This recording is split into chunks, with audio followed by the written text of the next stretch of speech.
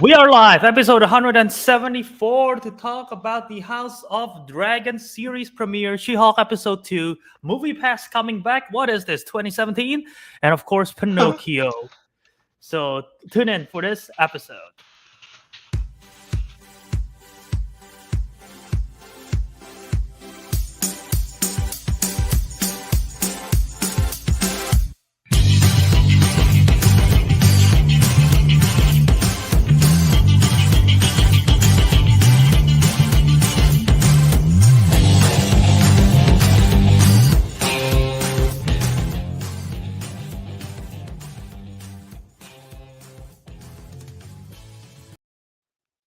Welcome back to another episode of The Councilmen.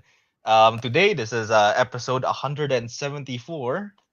We are joined again with only me and Albert because I have no idea where Kelvin and Teguh went. But you know what? That's actually okay because we are going to discuss about a Game of Thrones related things, House of Dragons, So usually it's just the two of us with that. And yeah. Yeah, well, I mean, of course, there's other things we could talk about. She-Hulk. We have other news at hand. So yeah, that's there it is. Yeah. Yeah, no. Let's just make some speculations here, Ariq, before we start the show. Like, where do you think? I mean, we know where Kelvin is unable to join us. We don't know what Teguh is. Let's just make a speculation. What do you think he's doing right now? No. The actual speculation, like for real, I Mhm. bet you he's taking a nap. What time is it in Uh, Japan? I'm actually It's curious now. oh, it's like 11. No, that's not a Like, nap. Who takes nap at 11? That's just falling asleep. I'm pretty sure he doesn't just dead I mean, asleep. like he's in the middle of his nap. He probably like napped at like I don't know, say 9, and he's still in the process by now. I cannot nap anymore. I don't know why. Ever since college, I have unable like a middle of the day sleep, even like in the late afternoon. I cannot nap because my brain is like, "Hey, wake up, you lazy ass! You gotta do some stuff. Be productive. Sleep at night. Be productive during the day." Like so, that's why I cannot. I can never take a nap, even though I feel like a nap would be nice. Damn. Yeah. Yeah, no, that's me after I started working out, you see. I've become more active. I'm health peak. Yeah, I've also been recently working out again, and yeah, leg day is like my least favorite now. 'Cause it's the most tiring for me. No, It's fair just enough. this because I mean after like an arm day, you can just rest up, but the leg day you cannot rest up. You need to use your legs to get up to still walk Yep, no, around. that's true. So, yeah. But yeah, we got plenty of good stuff here to talk about today. Like Ariq mentioned up top, we'll talk about the House of the Dragon premiere, so there'll be spoilers discussion there, as well as Oh She-Hulk yeah, episode yeah. 2. We'll go over the Pinocchio trailer that just dropped because it is drafted in our draft. So I think Is it- everything news related to a film that was drafted we'll talk about in the show. Like so, the good draft Pinocchio in the 5th round of Mhm. draft. So we'll talk about it when Teguh's not here. And Right. we talk about MoviePass. MoviePass is coming back, which is a crazy news. So we'll have to talk about that. But yeah, I mean, Yeah, shall but we? before we get into that, let's start with our as usual, per weekly watchies. Usually Yeah, Kelvin appears right now, but with some kind of like weird movie. hold on. But he's not here. I'm trying out something new. So What are you doing? I found out recently that StreamYard we have a feature to not only Yep. upload video clips but also our own music clips. Oh yeah. So let's do an intro. For What?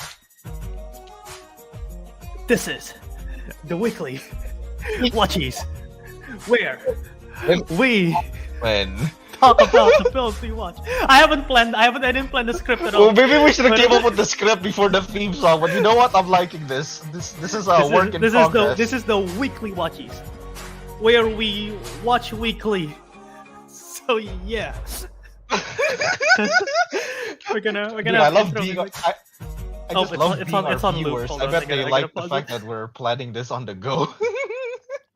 Yeah. Oh man. But yeah, so weekly Wait, watchies. how This how is- many movies have you watched this week? I watched a couple, but I think I'm just gonna talk about two because none of the others really stand out to me. Oh, really? Okay, well, How about just you? like, I forgot to mention it, whether it was Fred or someone, but like somebody mentioned that they like the weekly watches where we kind of just take turns back and forth with the movies we watch, and I think we should keep that idea. Okay, I mean, how We, many do you have? So that you want to balance it out? I've only watched one movie, so if you watch two or you only want to discuss two, yeah, so it's like you Okay. first, and then me, and then you. So I guess you can start off with your first movie. Yeah, I'll start off with my first movie. The first movie that I watched is in theaters right now. I think it's still in theaters. I watched it last week, the night after our show, actually, because it's morning here. Ooh, I okay. watched Bodies, Ah, yes, the yes. new A24 horror murder mystery. It's not really. I wouldn't say it's really horror. It's more of a murder mystery comedy with vibes of horror. But yeah, it's A24, so you know it's not gonna be the traditional A24 type, like traditional murder mystery type film. Right, right, right. It's directed by Helena Rain, and it stars Amandla Stanberg, Maria Bakalova, who you might know from Borat 2, Lee Pace, who you might know as like Ronan the Accuser and Yeah, yeah, the Thranduil, Thranduil. Yeah. yeah, and Rachel Sennett as well as Pete Davidson. But basically, it's about a group of friends. Well, friends. I'll put friends in quotation mark because they are Quotations, like yeah. because they're sort of like friends, but are they really friends? Um, or like they haven't interacted in a long time. But basically, a group of friends coming together to Ah, stay in one of their house. There's a yeah. hurricane, so they stay inside the whole time, and they play this game called Buddies, which is basically a werewolf. But like they get to go around the house basically, and like if you touch someone, like oh they're dead. So basically, they play a Yeah. version of werewolf, and then Yeah. one of them actually died. So it becomes like a whole mystery thing. I'm like, oh shit, who killed this person? It must be you. And they just go through different alibis and everything. And it's very smart because it's a it's a very this movie is like Gen Z, super Gen Z centric. They talk about podcasts, they talk about TikTok, they talk about all kinds of stuff Oh that my Gen God. Z kids do, but it's a satire, so it's not cringy. There can be cringe moments at times, but I thought the dialogue and the script was smart. That the satire actually works of them criticizing the generation Hmm. and how the people like react to stuff and stuff like that. Um, but yeah, it's very smart. It's very funny, and it's like the whole time it kept you guessing like oh could it be this person because their motivation makes sense. No, it's definitely this person. So everyone have a good story backstory and you learn as the story goes, but my favorite part is when they reveal what actually happened. Hmm. And I'm not going to go to spoilers because this is still recently new, but Right, right. that reveal definitely is what makes me go oh fuck yeah, that's a great ending, and that makes it stands out among all the other like murder mysteries. So yeah, I really like it. I think it's directed well. I think Maria Bakalova is my favorite performance, and I know a lot of people like Rachel Sennett more. They like Amanda Stenberg, they like Mihaela Harold, but like my favorite is Maria Bakalova. I think she because I've only ever seen her in comedies with like Borat and The Bubble, and now she's Yeah, doing yeah, this, yeah. which is like a straight drama. So I think she did a great job. Have you heard of this film? Are you aware of it? Oh, yeah, yeah, of course. I think we've discussed this at length, like when the trailer came out. And Oh we were all yeah, we pretty did. much like really interested in it, but yeah, I haven't got a chance to watch it. It is on theaters, right? Or is it? Yeah, It is yeah, on it's on theaters. theaters. The last time I was there, I don't know if it's still. It is a smaller movie, so All right. unsure. But yeah, Yeah, but yeah, no, I was like, I was always like confused with the premise. Like, I guess it's a murder mystery, but I don't know how it's supposed to go. So I think like, yeah, no, your that what the Gen Z kind of take is somewhat interesting. And yeah, you're right that usually it's always cringy, but like, if that's not cringe, then I guess has to be funny, right? yeah, and the thing is, like, even though they're all Gen Z, there is Lee Pace's character who is sort of like he's like an adult, like in his mid-30s or like Yeah. early 30s. So like he's sort of the person. If you are not Gen Z and you're afraid, you might be alienated of like, oh, what is this culture? Like Huh. Lee Pace's character sort of put into the perspective of like, okay, this is what we're doing, or something like that. So it's like it's kind of fun in that sense. And He's a boomer translator. and also like I don't think it alienates, not alienates. I don't think it Yeah. alienates like the people who are not Gen Z. Because wait, when does what years actually? We're not Gen Z, are we? Are we Gen Z? It's hard to tell. So we're like in between. Let me check. Let me actually check Wikipedia because it's the most trustworthy source, right? Gen Z. When did Gen Z begin? Starting birth years and the early 2010s as ending in birth. Oh, okay. So birth years in the 2010s. Okay. Wait. No, I think we are Gen Z. Oh, last I remember, Gen Z is like either Generation. early 2000s or very late 90s. Okay, based on this chart, according to Wikipedia, the most trustworthy source where people cannot edit anything, it's only like the professionals who can edit it. Gen Z Yeah, is yeah, yeah. 1997 to 2012. And then Yeah, so by Generation that logic, Alpha is now early 2010s to mid 2020s. So we are Gen Z. so we're Gen Z basically.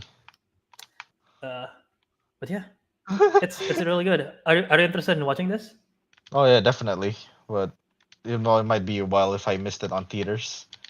Yeah, I don't know if it's coming to Indonesian theaters. Oh, I mean, I don't see why not. It's not So like I don't think it's anything explicit, right? Surely. no, nothing. Well, it's Oh, R rated. I think. Oh, actually, I don't know. yeah. I don't know if it's R rated. Not No, nothing I wrong don't. with I R don't think it is. rated. It's fine. I Okay. don't know if it is, but the main lead, uh, the main lead is lesbian, so that might be an issue with Indonesian Oh censorship. well, I mean, like, yeah, no, they don't mind if the person is lesbian, so long as the scene is not in it. Oh, there are scenes. Well, they kiss, but there are no sex scenes. So Oh, I they don't. can I don't. just I nah, don't. they can just skip it. I don't see the problem. Fair. Yeah, I don't. I don't know what the Yeah, censorship rules for Indonesia for that one is, but yeah. yeah, yeah, yeah. But yeah, so yeah, I saw Bodies, and it's a good one, and I gave it 4 out of 5. I really enjoy it. Hmm. So yeah. Interesting. All right. So what did you watch this week, Ariq? I watch one movie, but I need people. I need help with. Okay. I need help with it. I watched basically. I think you recommended me a very long time ago when I was watching Studio Ghibli films. Uh, Mhm. it's ito. I watched Howl's Moving Castle. Yes. Oh, okay. And why do you need help? Yeah. I kind of don't understand like the whole point of the story. I kind of understand like the themes of it. Oh, okay. Like there's like there's obviously like a romance adventure and there's like other messages about like anti-war messages in it and all that. But like I don't understand like the whole point of it is. But I should well before we get on to that, let me just like I guess give a review of the movie. So Howl's Moving Castle is like it's really I really like the film. I think it's like one of the best like setting I've ever seen in any video game. And video game, sorry, I mean Video game. movie, but it's so good. I mean that's the thing though. The world building is so epic. Like it is like a video game where I would like to see a video game with the same like world. So yeah, the animation's like really cool for its time. And I quite like I pretty much enjoyed the movie overall. But like yeah, that's my only issue is that I gave this movie like a 4 out of 5 on the letterbox because the reason why isn't any higher is because I can't seem to like grasp the main idea of it because I know like the main idea behind the one I watched, Princess Mononoke, like it was a bit easier to understand, which is basically don't fuck with nature. Is kind of like the Yeah, whole pretty point much. of it. Pretty much. The Yeah, nature. but like Yeah. this one, I can't seem to like understand what it is. So like I'm trying to know if anyone It's in the chat or you have I know you have watched it, you have reviewed it. yeah, Like what is the I main have seen point? this. Um, I mean, it's definitely with Hayao Miyazaki. Almost all of his films is a coming of age story at its core, right? And then they just have different parts of it. Like Spirited Away is a coming of age story, and then how it take place in the spirit world and everything. And Kiki's Delivery Service is also something like that about being burnt out and pursuing your passion. House is one of my. I still like it a lot. I gave it like I don't remember if I gave it like 4.5 I star saw or you gave four it four and a stars. half. You Yeah, gave it I four and a still half. like it a Yeah. lot. It's not among my top four Studio Ghibli because of the same reason where you sort of say it. It gets a little bit messy in my opinion, especially Right. when it Yeah. comes to like the third act with like spoilers. By the way, spoiler warning. I'm gonna go into Howl's Moving Castle a bit. This film that came out in 2004.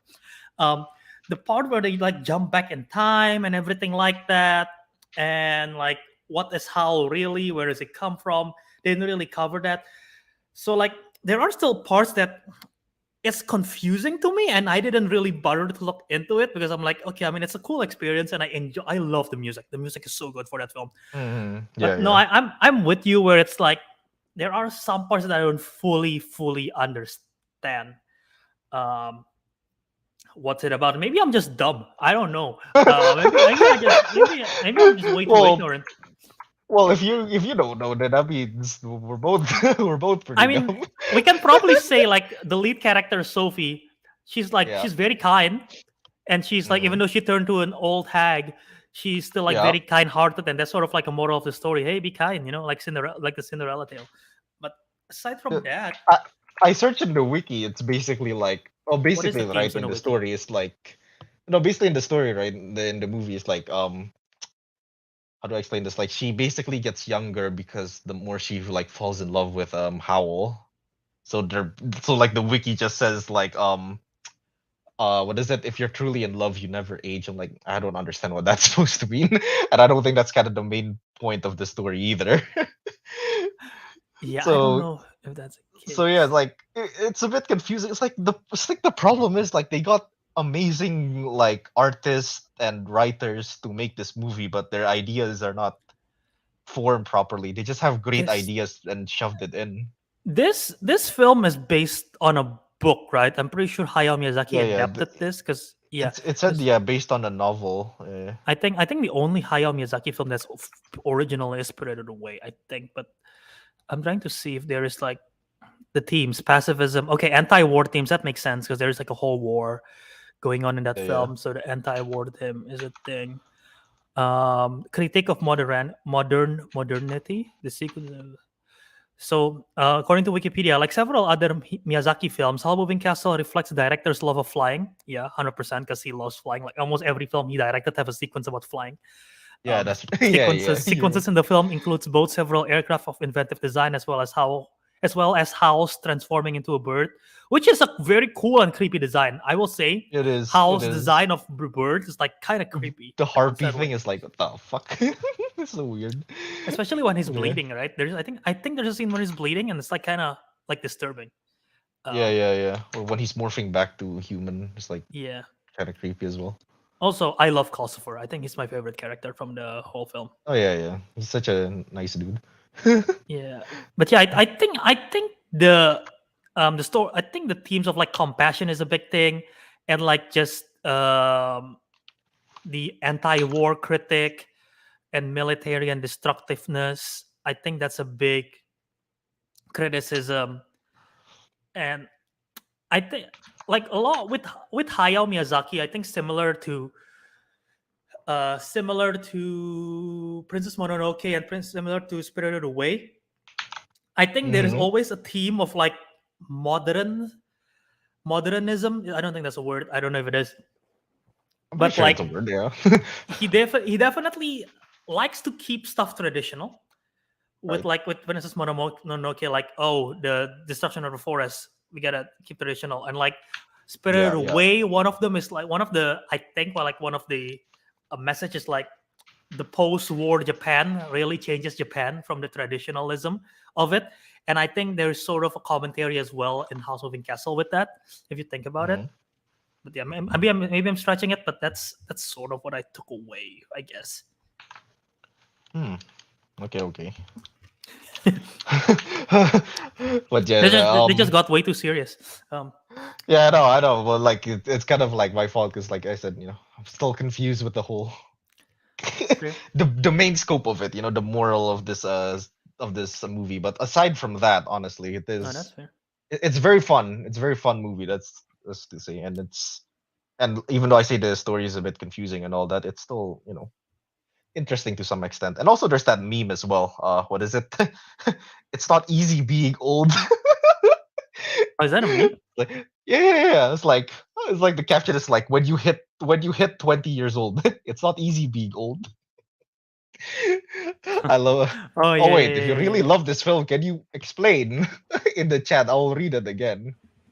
Explain the main moral of it, because like I said, I'm a bit lost. Oh, and I also want to mention, like, I like the attention to detail. Sophie basically gets younger as the movie progresses, like noticeably. Well, no, like noticeably, but like you kind of don't really pay attention to it till you realize. So I like that, like, little attention to detail. That's pretty Mhm. neat. But yeah, so overall, this And movie is pretty decent, but I'm very confused with it. I'll Pretty also much what say, Albert said. Well, that's very okay. Well, okay, modernism. well, I read it off Wikipedia, so maybe it's like what people consensus thinking. Also gotta say, there is a what's the turnip character? Turnip? It's not. Is it turnip head? Turn. They just called him Turnip Head. Yeah. Okay, Well, the turnip Sophie head did. is a good look. Is a good design. Character design for this film is fantastic. Like the design of Yeah. Howl's Castle. Like I don't even Yeah. know how Yeah. you design that. Like how does that come out of someone's brain? That deciding the whole Uh, sequence, how it move, and I tell clouds of you, fur and the they turnip head. I bet you they just took every known substance to man and snorted, and then they're like, yes, this Oh my god, movie. how old was Hayao Miyazaki when he made this? I don't think he was snorting substance. You he's like never know. he's like 81 years old now. House Moving Castle was probably made in like 2002, so that's Yeah. 20 years ago. So 61. I don't think he's snorting substance at 61. Well, the movie is basically like I said, it's very creative. It's a very creative take. I really like the film. Yeah. Yeah. Side note, I have been like listening to a bunch of podcasts about theme parks, like theme parks podcasts about like the rides and like how the attractions Hmm. are made and like the behind the scenes stuff and like history, lore, blah blah blah blah. Like I don't know why I've been obsessing about that recently. And I was just thinking, Studio Ghibli, if they make it a park, they would have so much stuff from just all their characters, the creature design, the different rides they Oh, could I make. bet the design of the ride itself would be sick though. Imagine a roller Imagine coaster or something like in Howl's Castle, or right? Like, or even Yeah. Howl's Castle will be the Cinderella Castle. They will be like the Yeah, central yeah. center stage kind of thing. You, Yeah, yeah, yeah. it will be so cool. But I don't. I mean, Ghibli is apparently making a park. They're making a park, but not a amusement park. They're making a Not theme an park, but it's amusement not park. amusement. So it's more of like a imagine like a botanical garden, But it's but full with of like yeah, full of Ghibli stuff. Like there will be like Ghibli a Ghibli stuff too. museum. There will be like statues of like Totoro and everything. There will be figures and statues and everything, but I don't think there's going to be actual like thrill rides. I think there might be like a Yeah. train or something, but I don't think there's thrill rides or restaurant and I mean, everything. But yeah, I mean, to be honest, if they had, like, what is it? House Castle as the center ground, that'll be sick. That'll be cool. imagine a cat bus ride where you just go around, or like a Ponyo Yeah. water ride, Kiki's delivery service riding on a broom kind of thing. That'll be cool. Yeah.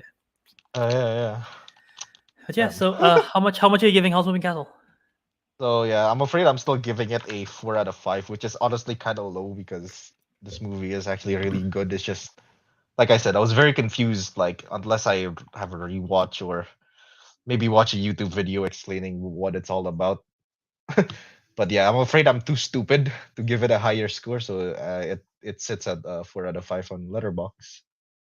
But yeah, Fair. very I good don't movie. fair. I don't.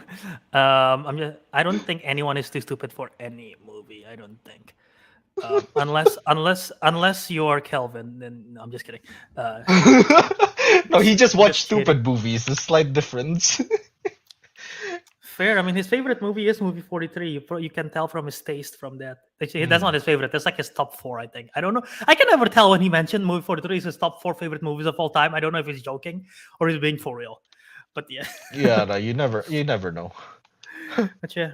All right. So yeah, that is House Moving Castle. Mm-hmm. That's the only thing I watched this week. So. Fair. All right. I'm gonna just mention one more film for this segment for weekly watchies. I watch. Oh yeah. It's on Netflix. It was on theaters. It's a 2022 release, but now it's on Netflix. And I wish they had the Telugu dub because that's the original. But this is the Mm-hmm. Hindi dub. I watch RRR, which is Ah, the all right, new yeah. Bollywood. Actually, I want to make sure it's Bollywood because there's like Bollywood is a different thing apparently. I just recently found out about this. Um, it's a Telugu. It's a Telugu language. Is this Bollywood? I don't know. I don't want to misquote, but it's an Indian film. It might be Bollywood. It might be not. I'm trying to look, but I'm not sure. I should have done my research earlier. I They're not mentioning anything about Bollywood. But anyway, um, this RRR, or I believe it stands for Rise Revolt. Rise. It's Rise something and Revolt. I don't remember what it is. If I'm gonna try to look it up while I'm speaking, but it's an Indian film. It stars I cannot even Ram Pronounce the. Charan and N.T. Yeah. Rama Rao Jr. as the stars, but it takes place during a British colonized India, and it's about two different. It's a story of two different characters from opposing sides. Um, an unlikely story of friendship, a story of two different characters that I don't know if they're superhuman or not, but whatever they are, they're fucking awesome because they're like super strong and super badass. And it is the most insane film of the year, in my opinion. And I watch everything everywhere all at once. I love this film. I'm just gonna say it out loud right off the bat. I gave it 5 stars because Mm. I don't think I have had an experience where I was like the whole time watching, I was like, oh whoa, holy shit, oh shit. Like I have the amount of time I said oh shit while watching that film is like a lot because the stuff that they do is almost like comical anime in a way, but it makes it work so well and so much fun. Like I think we mentioned a while ago, some people watch RRR in the chat and they're like, all I know is that there are scenes with a tiger or anything. There are several scenes with a tiger. One of them is literally a guy being chased by a tiger, and then he literally single-handedly, I guess both hands, with his Yeah. bare hands, defeated the tiger. Oh wow. There That is are epic. there is That is epic. there are Yeah. so many scenes. There is literally, oh my god, there is like a particular scene in the middle of the film which is so epic, where there is like a big explosion, and there is like a fire and a kid is in danger.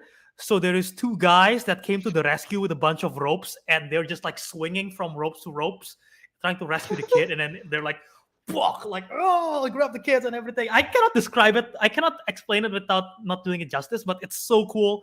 There's so many great stuff. There is a particular. Okay, I'm gonna show the poster here from Wikipedia, and it's Right. gonna be kind of low res a little bit because I'm just doing it like the quickly as possible. But in the poster, it's like them standing on top of each other, and you might think it's cheesy, but there is Yeah. an actual scene in the movie where they just What do started like where the one guy go on top of the other guy's shoulder and they start beating the shit out of everyone. It's like one of the coolest thing I've ever seen. It's like it's absolutely insane. Like I mean, Indian films have a reputation of like going crazy because they mix like the action. They mix all the genres together and mash into one. Like it's Mm. like some American movies like just drama and that's it, like action, that's it.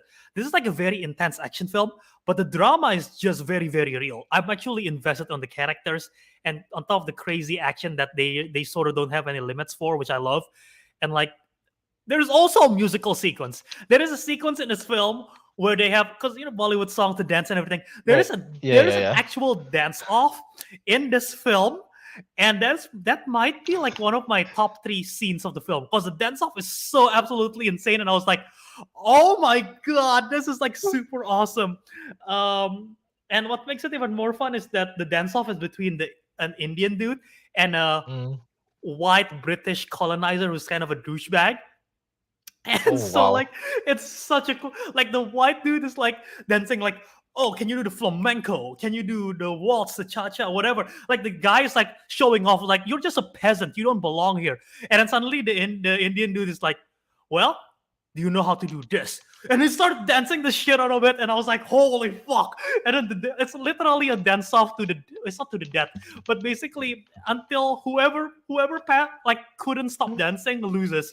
And it's like the most insane thing I've ever seen. I love it so much. But yeah, I'm overhyping it, but I really want people to watch it because it is something else. Yeah. Ariq, thoughts on this? I mean, like to be honest, I wasn't interested at first because I think you mentioned this is like, oh, it's just like a weird Bollywood movie. Maybe it'll just be like, it'll be like funny in a meme cringe kind of way. But I don't know why. But the more you describe it, the more interested I am in it. I don't know if that seems Yeah, a bit right. Yeah. that's fair. I am overhyping it. Sorry, I'm overhyping it a lot, but yeah, I absolutely do love this film, and I'm feeling like super invested. And there's also a romance storyline I thought is a very cute romance story. But yeah, like it literally have everything. And Mm, I seeing in the live chat here, Star Machine said I want to watch it, but the only thing holding me back is the runtime 3 hours. Yeah, that yeah, was yeah. also why I didn't watch it for the longest time because the runtime kind of intimidate me. But it's very much earned because there's like so many action sequence and the story and everything. I think it's kind of fly by, and like maybe the language barrier can be like a thing that's like holding you back and the runtime. But I think once you start it, I think the hurdle is just starting it. But because once you start Mm. it, I think you'll be like, let's keep going. I think that's in my opinion at least. Um, but yeah, I don't know if it's on Indonesian Netflix. I hope it is. Oh, it's on Netflix. I thought it was on Amazon Prime. That's why I can't find it. Oh, it is. I watch it on Netflix. Oh, But yeah, okay. really good film. Yeah, Fred Love movie says RRR. The film's insane. It is absolutely insane. I think it might be. It's definitely top three of the year for me. I don't know. I have to decide. I haven't made an actual ranking for the year, but it's this, Everything Everywhere All at Once, and Top Gun Maverick are like my top three of the year in no particular order right now. Damn. So yeah, Imagine that like an Indian movie is competing with Top Gun Maverick and Miss fair, Michelle Yeoh multiverse is fair. the best way I can describe it. Yeah, it's so much fun. It's so much fun. But yeah, that is my thoughts on RRR. And I think is that all the weekly watches that we have for this week? Well, you said you want to mention only two, right? Pretty much. I guess that's it. That wraps it up for this week's weekly watchies. Three Yeah. very good movies, one very confusing one. Well, fair, I was confused by it, okay? fair enough. Buddies.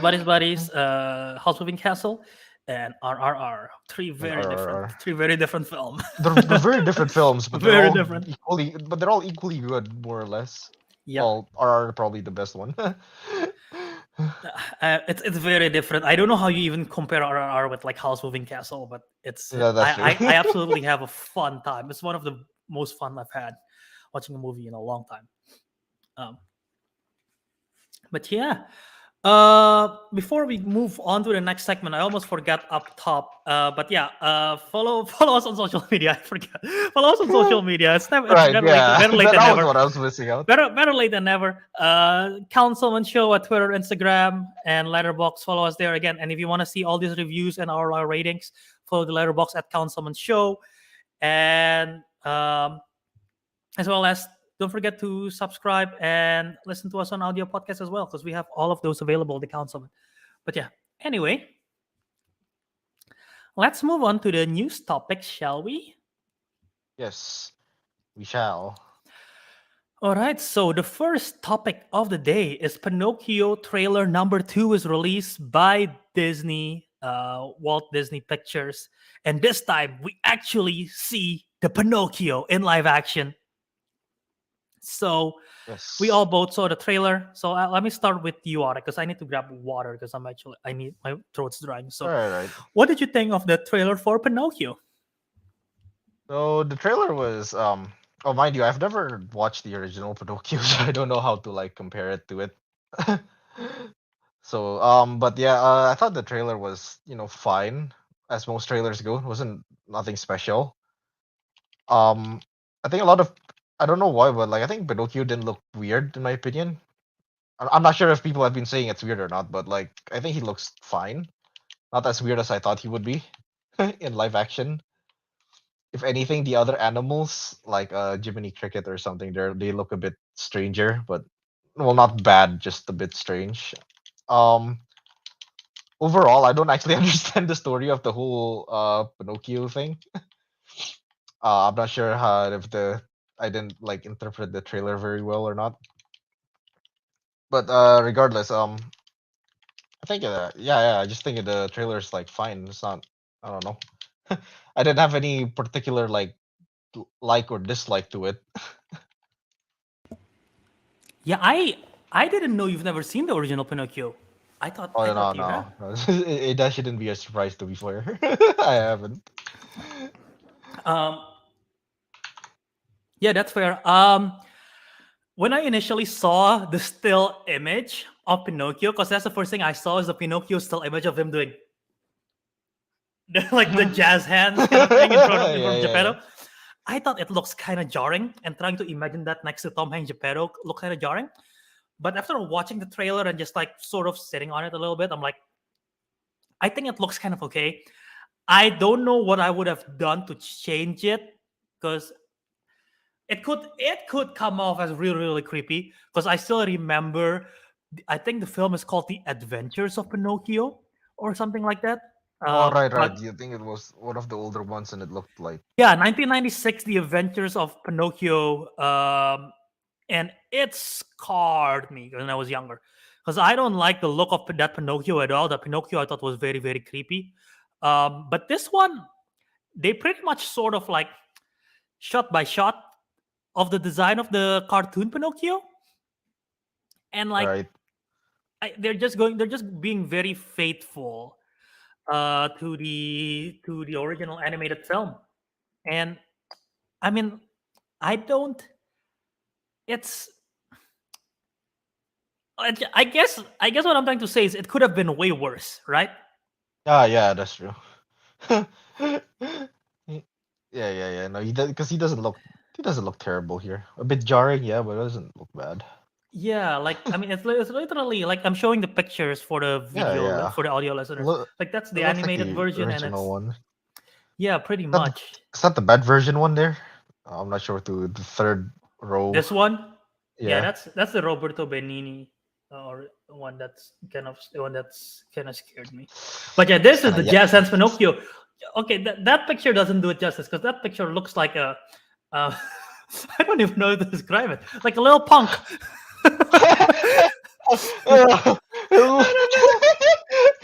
But like this It's one is horrible so to cute. describe it. But like this scene where he's holding hands is like so cute and so wholesome, you know.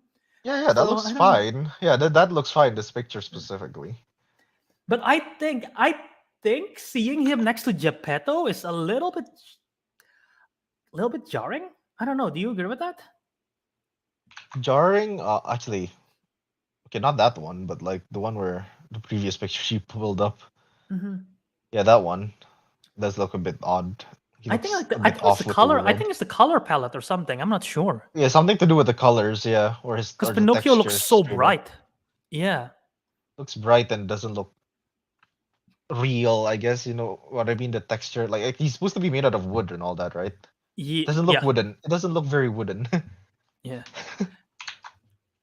Do you you know what? At this point, I'm not even gonna spoil Pinocchio to you in case you want to watch it for your own. Do you know anything about the story of Pinocchio, like the Disney version? He wants to be a boy. You're not wrong. Go on. I'm afraid you lost me there. Oh, okay. After that, I'm just like, yeah, yeah,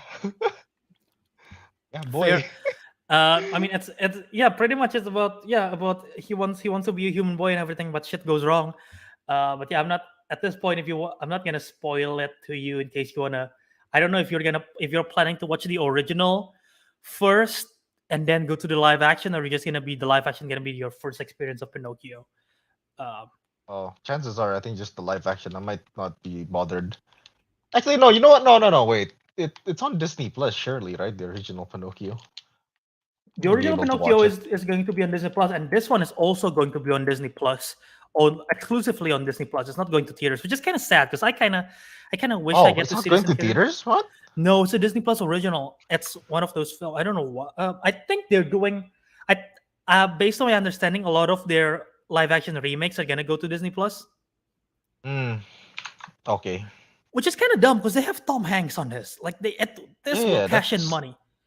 that's an So I don't know. expensive And actor they got. Robert Zemeckis too. Like he's Yeah, not some yeah, random yeah. director.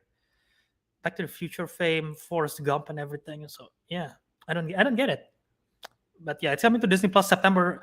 Oh my god, it's coming out September 8th. It's coming out in like 2 weeks. Holy shit. I did That's not very realize near. that. So Ah. yeah. Um, but what was I saying? Oh yeah, Pinocchio is on Disney Plus, and this one's gonna be on Disney Plus. So you're gonna Yeah. watch just this version then? Chances are I might watch that version only, but if not, then I'll definitely watch the live action first, and then I'll watch the original one later. Maybe just to keep up with the times, kind of thing. Fair. Um, yeah, I've said it over and over. I think I'm like one of the few people in the world who have Pinocchio like in their top 5 Disney animated film of all time. I don't know what about it. I recently rewatched it again, and by recently I mean like maybe a year ago. I watch a lot of the Disney animated films again, Hmm? and I just absolutely love it. Like it's super dark. There are times that are like very dark for a Disney film, but also it came out in like 1940, one of the earlier ones. So Hmm? they're still like navigating the darkness. Also, thinking about it back, Snow White is like very dark for the first Disney film ever. I mean, she died. Yeah. The evil queen turned into an evil witch that looks terrifying if you think about it for kids to see. And then like how there is the whole scene with the forest. I don't know if you remember the forest scene, but the forest scene is kind of creepy. And like the hunter needing to kill her and everything. Like it's very dark for the first ever Disney movie. Uh, It is. but yeah, Pinocchio is like it gets dark, but it's also very wholesome. And I just really have so much memory as a young chap. I don't know. I just said As a use the word young chap. chap, As a young lad, I watched this film just a like lot. Pinocchio, you were also a boy. I got no strings on me. But yeah, no. When I was younger, I don't know why my voice just cracked there. But when I was younger, I watched this film a lot, and I think that's what makes me sort of come back to it and have so much, um, so much why I like it so much. But yeah, I'm curious to see if you end up watching the live action first and then you watch the original. I'm curious to see what your takes on it because you might be one of the Yeah. few people in the world that's like that, at least in our age range. Yeah, yeah, yeah. Them. I am not. I am not one of you guys. You know, Wait, has Teguh and Kelvin even watch Pinocchio as well, or? I I honestly do not know. I think Tagu probably has because he picked this film for his draft, so he probably have like Oh yeah, something to yeah. do with it. I don't. I want to say Calvin probably haven't. I know Calvin's missing out on a lot of Disney stuff. So, Hmm. uh, yeah, if I were to guess, probably Calvin haven't, but Tagu has. But yeah. Oh, Right. you were saying earlier how you said Jiminy Cricket looks weird. Well, not. I mean, like it looks. He looks weirder than Pinocchio, is what I'm trying to say. He's not like that weird. Weird. Fair. He doesn't look awful. because he Why? doesn't look What like do you have to say about it? he doesn't look like a cricket at all. Looks like a grasshopper. Yeah, No, I'm trying to he find. doesn't. I'm trying to Actually, to find be a fair, I photo don't now. know what crickets normally look like. Actually, Fair. I think it's probably a texture because he looks plasticky yeah. and like He looks like a toy, basically. yeah, that's sort of true. But I guess they're going with that. They're not going photorealism. They're going with that design for Gemini. But yeah, he does look plasticky. But like the blue fairy, I think looks good. I like the design of the blue fairy. Cynthia Erivo is playing it, Yeah. and also the fox and Giuseppe, not Giuseppe. Is it just Stramboli or is it Giuseppe Stramboli? Did you just made it up? Did I Which just one is made that up? one? Did I just made up his first name? What did I just do? Stromboli is a character in the film. I'm not gonna spoil it to you, but yeah. Okay. But yeah, Honest John. Honest John is the fox. I think the fox looks good. Yeah, Figaro the cat, Cleo the goldfish, and yeah. Oh yeah, and the whale also looks pretty cool. I'm excited to see the sequence in the whale because that's like one of the Yeah, this awesome is one of sequences. the like the yeah, it looks like cinematically cool. Yeah, again in the 40s, animated water is not a thing, but Pinocchio draw the heck out of that animated water. Disney did Oh, that. really? Damn, Yeah, so they were kind of revolutionary at the time. because the sequence with water, it was very tough to do, but yeah, they made it look really great. That was, I think, one of the earliest animated features that have that amount of water. So yeah. But yeah, any other thoughts on this Pinocchio trailer? Oh, I should mention, I have the, what do you call it? Oh, What do what you is it call it? called? The extension thing on Chrome that lets you see the dislikes. People are not liking it, and I can't see the comments because it's made for YouTube Kids. Oh wait, really? The Pinocchio trailer is made for It's like YouTube the kids? dislike is like 12,000 likes to 51,000 dislikes. I'm actually scared. Wait, People it's are not made for liking it. you? It's made for YouTube kids? Yeah, No, the it's not. trailer. I Wait, mean, what trailer?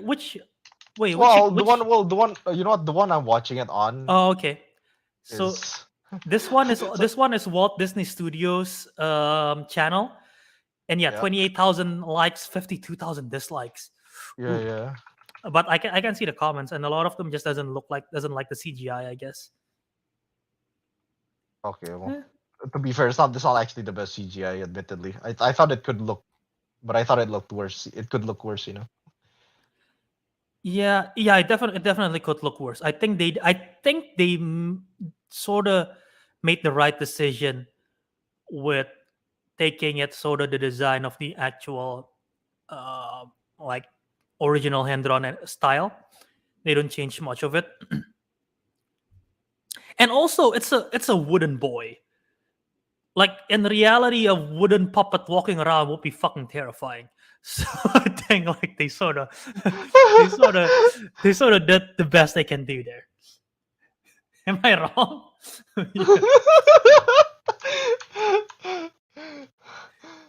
Yeah. Yeah. Oh, one way Any to other put it. thoughts? No, that's it. I guess. Oh, hang on. I don't know why I'm just reading the comments. It's not like people are directly hating it. I don't know why they just like to make random references. Like for example, it's Pinocchioing time. You Pinocchio can in never time. escape Borby. Yeah. Okay. That meme is gonna go everywhere. Yeah, yeah. There's nothing. Yeah, there's nothing else to add. Yeah, All right. So yeah. if there's Yeah, nothing that's it else for. to add, let's just move on to the news topic.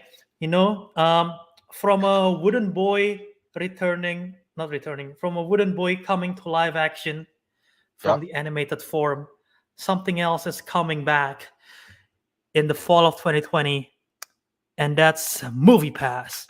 Move. What is Movie Pass? That is my segue. That is my segue right there. It's a very good segue, but Wait, do you not know what MoviePass is? or I don't seem to recall it. Just Oh, let explain me it give again. you. What is it? It's definitely not an Indonesian thing. It's very big in Yeah, right. America. In 2017, I think it's when they sort of went big. But basically, it's a subscription service Right. where, okay, the easiest way to put it is that it's a credit card subscription service for movie theaters. So what in originally when it boomed in around 2017 before it filed for bankruptcy because their business model did not hold up. Mm-hmm. Basically, I was a member of it, so I was part of the experience when I get to watch like all these movies. But basically, I paid like I want to say $8 a month or like something to that extent. I pay $8 a month to MoviePass, Mm-hmm. and I basically can watch. I want to say up to 3 movies a week. Yeah. I gotta try to find those details. But basically, I get to watch unlimited movies in a way, only paying $3 a month to MoviePass. Oh And wait, when wait. I Isn't when this you mentioned this before, like long before the pandemic? Like yeah, you because had it this was thing that yeah.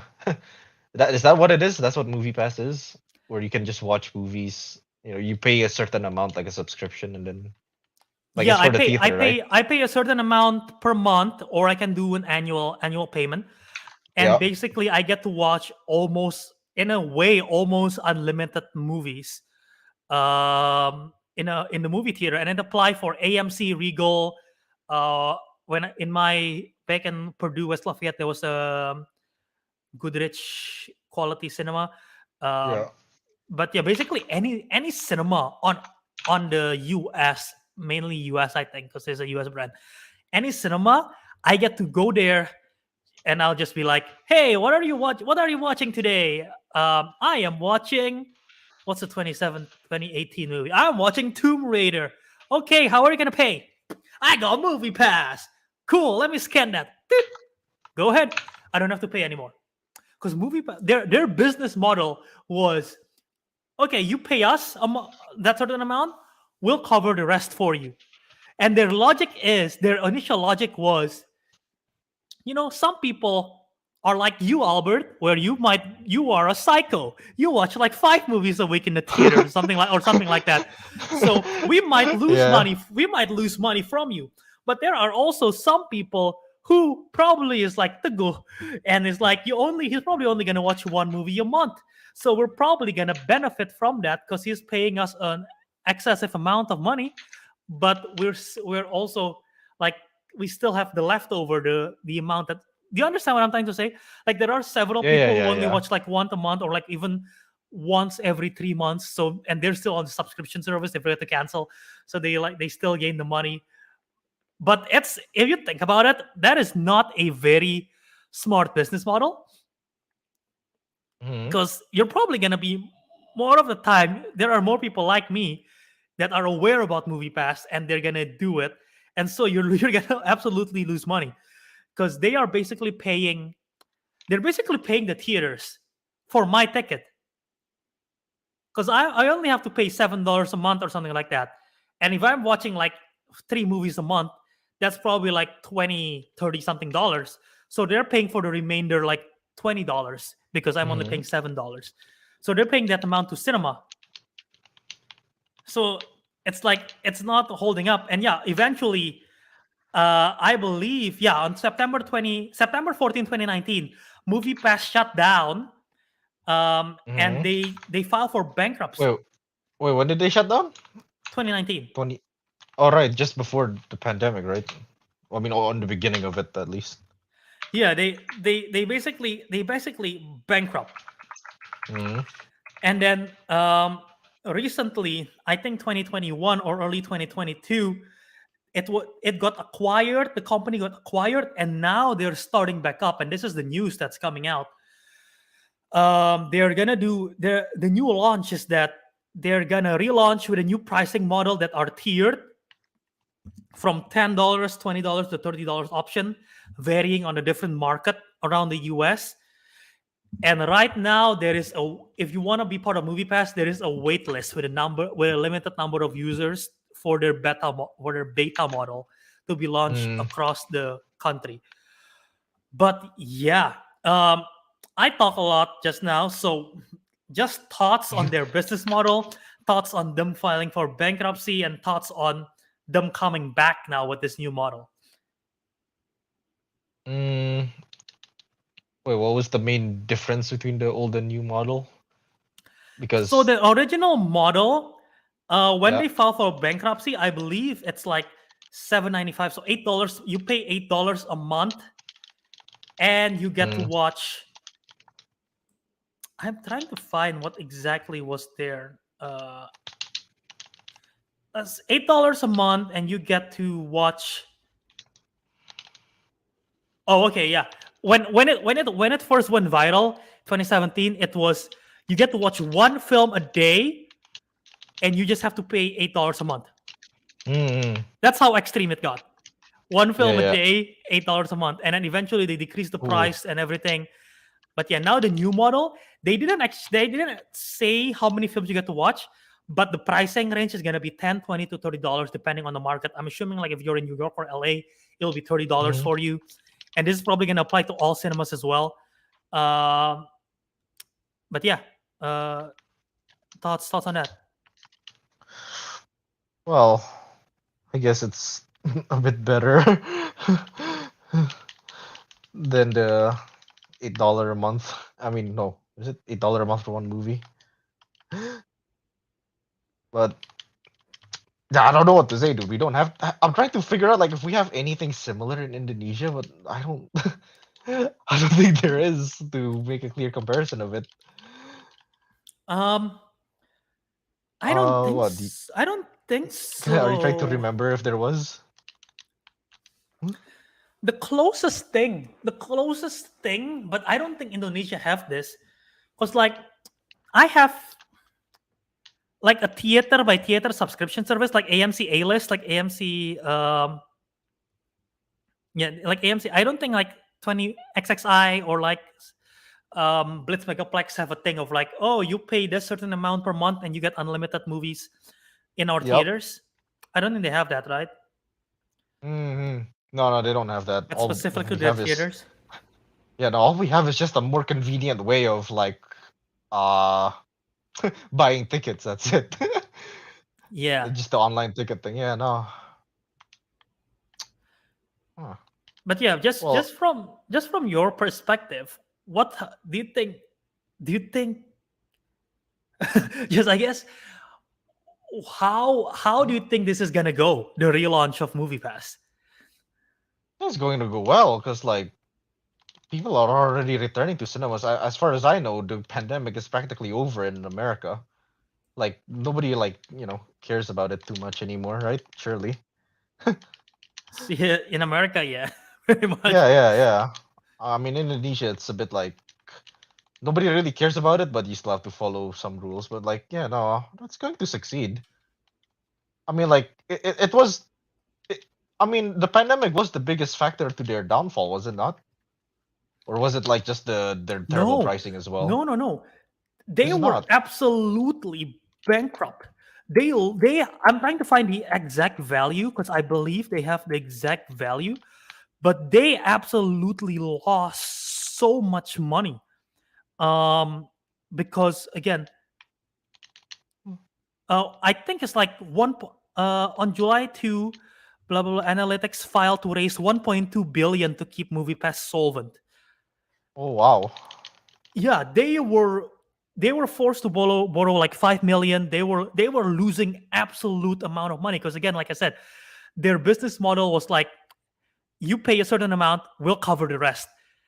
And eventually, people just take advantage of that business Yeah, model they because just it's not abuse a it. smart. Yeah, Yeah, and it's yeah. not the people's fault. It's really just the The the business companies. model. Yeah.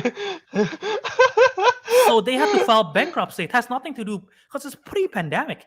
I think they were losing, Yeah. which is why right before it goes bankrupt, a lot of people is like, I am gonna use my card as much as I can because we know this is not a sustainable. Like even in 2018, when I was like, when I have it, I'm like, I'm gonna use it as much as I can because I know this is not a sustainable business model. So I'm gonna use it while I can. It was, dude, the amount of times I went to cinema that week, it was like unlike any other. Like it was like it was like a core memory in my head. I watched like Tomb Raider, Hurricane Heist, shit film by the way. Tomb Raider, Yeah. Hurricane Heist, I think Wrinkle in Time, and like a bunch of stuff like in a span of a week, and it was like one of the craziest moments of my life. But yeah, it's nuts. Um, but yeah, so again, going back to you now from this point of view, how do you think it's gonna go? Maybe you know what? I say history repeats itself. I think it is time for people to abuse. Oh, maybe I don't know. Maybe it's not gonna go as terribly planned, but we'll see I Yeah, guess we'll see what happens. I mean, are you planning to get it or I am skeptical. Well, first, I don't need it because the right? thing is, prior to MoviePass, there was nothing like this. And then Yeah, when MoviePass got a success, AMC A-list start doing their thing. They definitely it's more expensive. I believe A-list like $20, almost closer to $30 now, and it's exclusively only AMC theaters, which is the biggest theater chain in the US. Basically, it's the XSI of the US. But yeah. it's like 3 movies a week, $30 a month. And that's their pricing strategy, and exclusively for AMC Cinema. But I can also watch IMAX and 3D and whatever. MoviePass does not allow IMAX or 3D. They only regular movies. Uh, And also Regal Cinema have their own thing now. Like prior all to right, that, yeah. MoviePass was the only thing. But now, like a lot of people have A-list. A lot of people who are closer to Regal Cinema have their own Regal Cinema subscription. So now the MoviePass is competing with them as well. So that's gonna be tough. And like I was saying, I don't need it because I have like 3 AMC theaters near me, Fair and I enough. have A-list, so I'm just gonna use that. So yeah, Yeah, no, at this point, it's pretty much just it's pretty useless, I guess. Oh, pretty much. And I think the live chat is like super skeptical as well. They're gonna watch from the sidelines. They're unsure because again the bankruptcy was the amount of money that they lost was huge. And I'm even surprised it's coming back. I thought it's dead forever. I did not see this coming at all. yeah. But I mean, if It's this a is a bit thing, out of nowhere, yeah. if this is a thing in Indonesia, are you gonna go for it? Are you gonna trust it?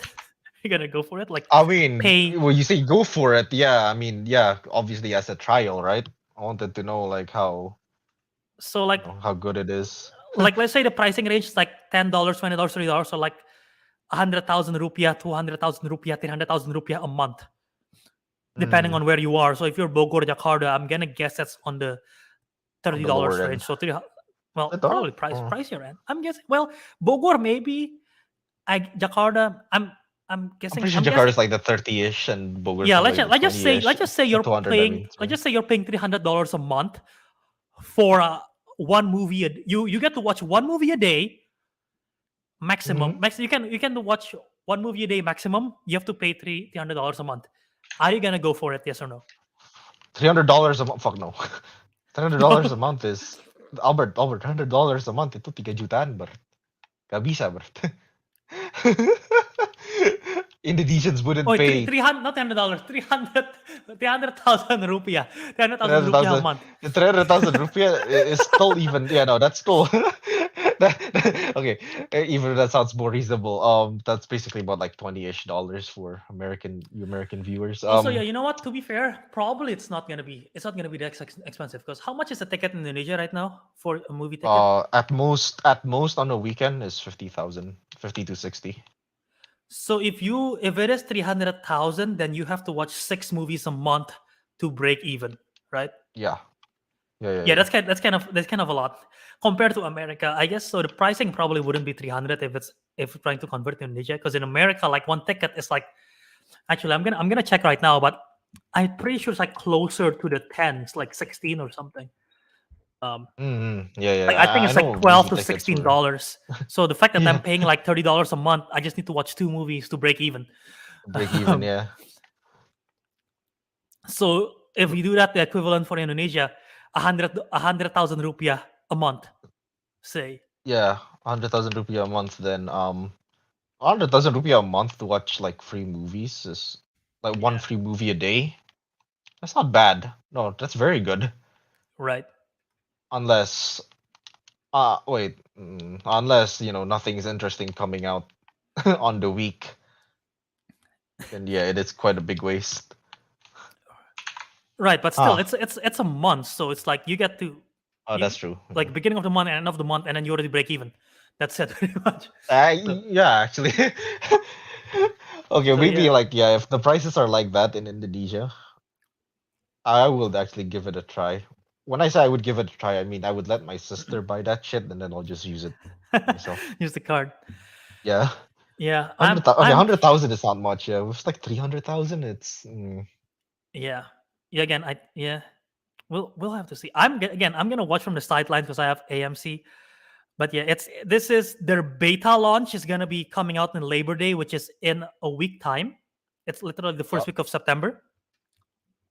The And to recap, yeah, it's coming out in the Labor Day weekend. So by next week, if you're listening to this in September already, this thing is already out. But you gotta go on the wait list. And I don't know. I know if you are an AMC, not AMC, if you are a former MoviePass member like myself, if you Yeah. go to that wait list right now and you register with your previous email that was associated with MoviePass, Mhm. you will have like priority to get that new Ooh. card. So Okay, if okay. you're actually interested, make sure that if you still have your email or you remember your email that you use, you go that and you will be priority for the wait list. And again, it will be a 3-tier price range from $10, $20, or $30 a month. And the card previously the card was like red, but now it will be like a black card. I don't know if that's any. It's just I guess design wise, but yeah, basically it works like a credit card pretty much, Yeah. but for movie tiers for any movie tiers. So yeah, um, but I'm going to be watching from the sidelines. It's going to be interesting to see how that goes. You want to see how things will go down. Yeah, I'm genuinely curious. Uh, but yeah, we'll just have to see how that goes. Movie pass. All right, viewers, get your movie passes and tell us your experience. Nah, I shouldn't force people to pay $20, $30 a month for something that might eventually fail. True. I know some Uh, people. I know there was one of their biggest issue, and after this we'll move on to the next topic. But yeah, I know there was some people. Someone bring it up just now in the chat. But yeah, there was a part where they had data breach and everything, which is bad as well. They had like a credit card breach at one point, data breach, which I think I shut down my card prior to the this credit one. card breach. Yeah. Well, no, their site. Their website literally crashed because too many people trying to get to the wait list. So, um, Oh, oh, okay, but it's no, a there, different there was one a then. Yeah. credit card breach, as well as a data breach, and I think there was a time where they are still taking money from your credit card if you didn't cancel it, but they already filed for bankruptcy or something like that. So their service shut down, Ooh, but there's money. So there was an issue, and there's no refund. So there's like a big thing that was going on.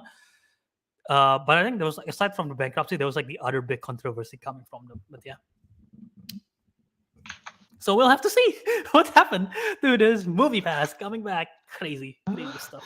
that is insane. All right. All right, so yeah, let's just move on to the next topic then. From unlimited movies in a month to unlimited dragons in Westeros. Let's talk about the Unlimited. premiere. Well, probably not unlimited, but more than one, more than three dragons. Oh my More god! than three. Unlimited budget. Uh, Unlimited budget. Yeah. let's talk Uh, about the season premiere of House of the House of Dragon. the Dragon. I actually don't know Keep if they going, keep use going, that keep going, intro. keep going. Na, na, na, na, No, no, na. no, no, no. Na, na, na. Okay. So bad. They're Okay. so bad. But yeah, House of Dragon series premiere on HBO Max on TV, or you watch it on HBO Max, or I Mhm. don't know what. I'm guessing you probably watch it from HBO, right, in Indonesia. I don't know. Oh Uh, yeah. I and borrowed a friend of mine's. yeah, yeah, spin-off to Game of Thrones, the spin-off show prequel But not series prequel focusing series, yeah. focusing on House Targaryen and uh, go their not their rise to power, but more like Their their fall of power. decline, actually, Yeah. their decline of power. So yeah, the Game of Thrones series stuff. Let's just start Should with we the spoiler directly non or spoiler. non Let's non just go spoiler? non Okay, spoiler yeah. a bit, and then we go to spoiler. Okay. So Why yeah, don't you go first with a non spoiler? Because I'm not so sure how to word it as such. yeah. I was somewhat whenever they show the trailer, whenever they show the show, I was somewhat. I don't want to say Skeptical? skeptical. No, No, not skeptical skeptical. is not the right word. But Ah, I just wasn't that excited. Like okay. I wasn't. Lots of people were super disappointed in season 8. I wasn't Yeah, one of them. I wasn't one of yeah. them. I thought season 8 was fine. I did not hate it. I become a Game of Thrones fan super quick. Like my rise to Game of Thrones like fandom and love is like You in a very short time frame. actually, yeah. Come to think of it, like you started after me, right? And I started at like the beginning of season 7. Yeah, I started after you. I don't remember exactly when I started watching. If I started like after season 7 or build season 8, but I was late to the game, but I was absolutely obsessed with it. To the point where I watch all the lores, I catch up with everything. I was just absolutely in the world of Game of Thrones. And when the series wrapped up, I Hmm? I wasn't. Yes, there was part of me that was let down, but I wasn't like fully disappointed. I just didn't thought like okay, could have been better, but like I didn't hate it. Like I know some people like absolutely hate it, but I guess it was a good enough time since then to this premiere where sort of the hype went down, Hmm. and I guess like I wasn't I didn't really understand what the story they're trying to tell in the series prior to all this. Like if you watch my trailer reaction, someone literally criticized of like, "Oh my god, Rhaegar Targaryen, you Yeah, dumbasses, 100 years ago." yeah, I remember that. Yeah. Because I legit don't know. So like I didn't have that much expectation. I wasn't too like crazy invested into it, but I absolutely like this premiere. I thought it was great. It's so nice going back to Westeros and like several hundred years ago to see it. And Mhm. again, mild spoiler. It's 100 years ago. It's not really spoiler, but yeah. I thought Paddy Considine as King Viserys was great. I thought Matt Smith as Prince Daemon was fantastic. I really like his Oh yeah, performance. Milo. Sorry. Milo, the Doctor Who, however you want to see it. I thought Yeah. I thought he was great. I like Millie Alcock, who plays the young Rhaenyra Uh, Targaryen. I thought she was great. Ranera, yeah. Yeah. The direction is great. Graham McTavish, who played Westerling, I thought it was great. It's just nice to see again being to the world. It's so much nice. The music by Ramin Djawadi, oh, so good, and just the Hmm. world and the direction. I like that they went with Miguel Sapochnik, who directed one of the best, like some of the best episodes, and they just started with him starting strong. And I know the Benioff and Weiss is not involved, so a lot of people are relieved. Uh, Yeah. but I just think they did a good job establishing the first episode, building up to the series, um, and just setting up everything and what to expect, and just bringing you back in this, bringing up a sense of nostalgia, sort of like bring all the familiar stuff, but everything new as well. I thought they did a good job. How about you? Mm, yeah. I mean, I like that. I think in the intro part of the this is not much of a spoiler. Don't worry. Like in the intro part, they told you exactly like when it was set. Basically, it's like in a long text, but then they just like crossed it out 172 years before Daenerys Targaryen. Mm-hmm. So I like that they made it. Uh, Not only did they made it like clear when as well, but they want to show like people who's watched Game of Thrones a clear indication when it was set, when the apa when the story was set. So that's pretty cool. And also like I guess it's nice to see the Targaryens are actually like doing somewhat well. I mean, like literally in the beginning of Game of Thrones, they're gone, they're dead, or at least they were known to more be or dead. less. Yeah. Yeah. So it was kind of interesting to see them at the height of their power, and arguably, I think it's safe to say that they're like the most interesting house because, I mean, who else has dragons? Well, I don't know. See, I don't think, and I guess we can go to spoilers soon enough. But yeah, Yeah. you know what? I'm gonna say my thoughts. But is there anything else you want to say, non-spoiler, about the premiere and everything? Wait. Let's see. Are you gonna be watching week to week? I'm watching week to week because honestly, like, yeah, no, the first episode was really good. I think I quite liked it. It wasn't to the same level of Game of Thrones, but was very good. It was enough to hook me in, and dragons. Dragons. Dragons. I really like the dragons. But yeah, that's all I can really say about the non-spoiler. Yeah. Apparently HBO Max crashed during the premiere of this because everyone's Oh, just watching it. So one good is it thing that came because out of too HBO many? Warner Brothers this week because everyone watching this. Yeah. Well, shit. Um. But yeah. Should we go to the spoiler then? Yes. We can click on the thing. The thing. Yeah. Spoiler tag. So yeah, spoiler warning. Um. I don't know how long. Well, I guess I'm gonna try to remember to put a time code in the description eventually after the live stream. But we'll put. You know what? We'll put a banner down here for the video listeners, for the video audience. Yeah. I'll put like a banner down here on the screen. So if you want to mute our video live stream, you can, and then once we come back, you can unmute it because the only thing we're talking about after this one is She-Hulk Attorney at Law, and probably we'll spoiler as well. So if you haven't Yeah. seen it, just letting you know ahead of time.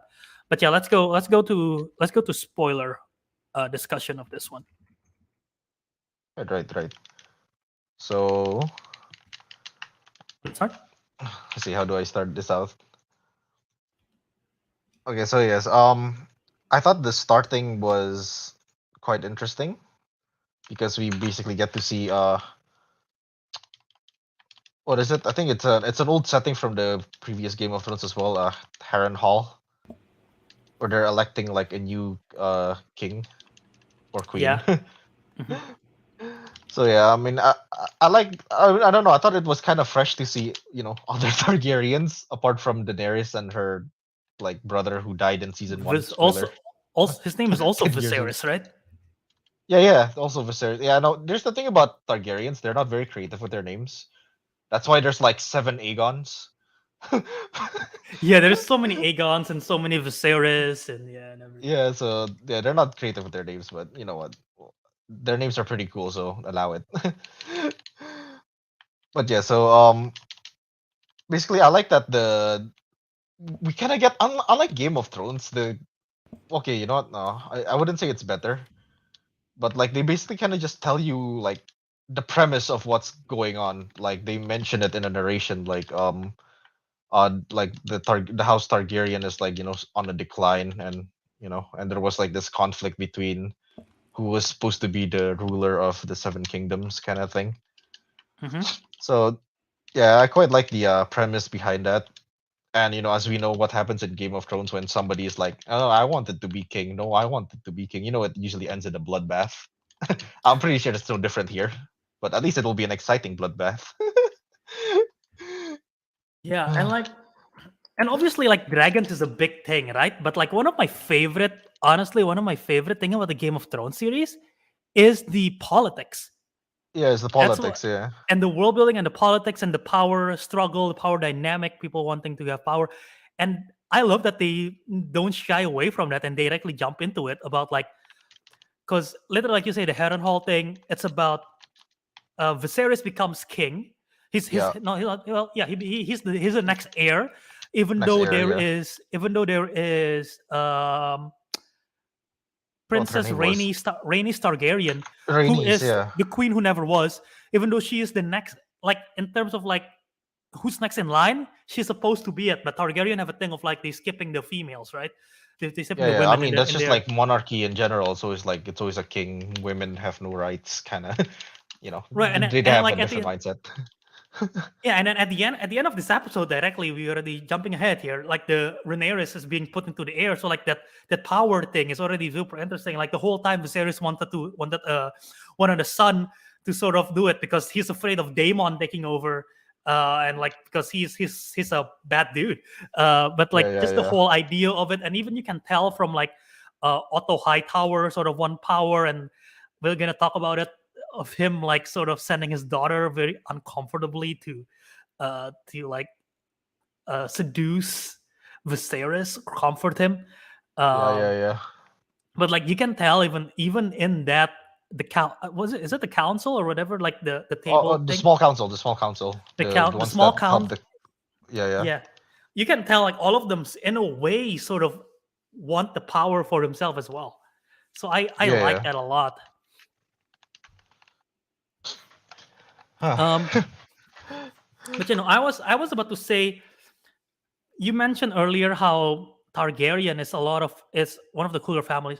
I didn't Well, you don't find them. I didn't really like the Targaryens because I thought they were kind of boring. They're Mhm. cool and they have an interesting history, but I never found them to be the most interesting. And they're sort of Right, right. painted.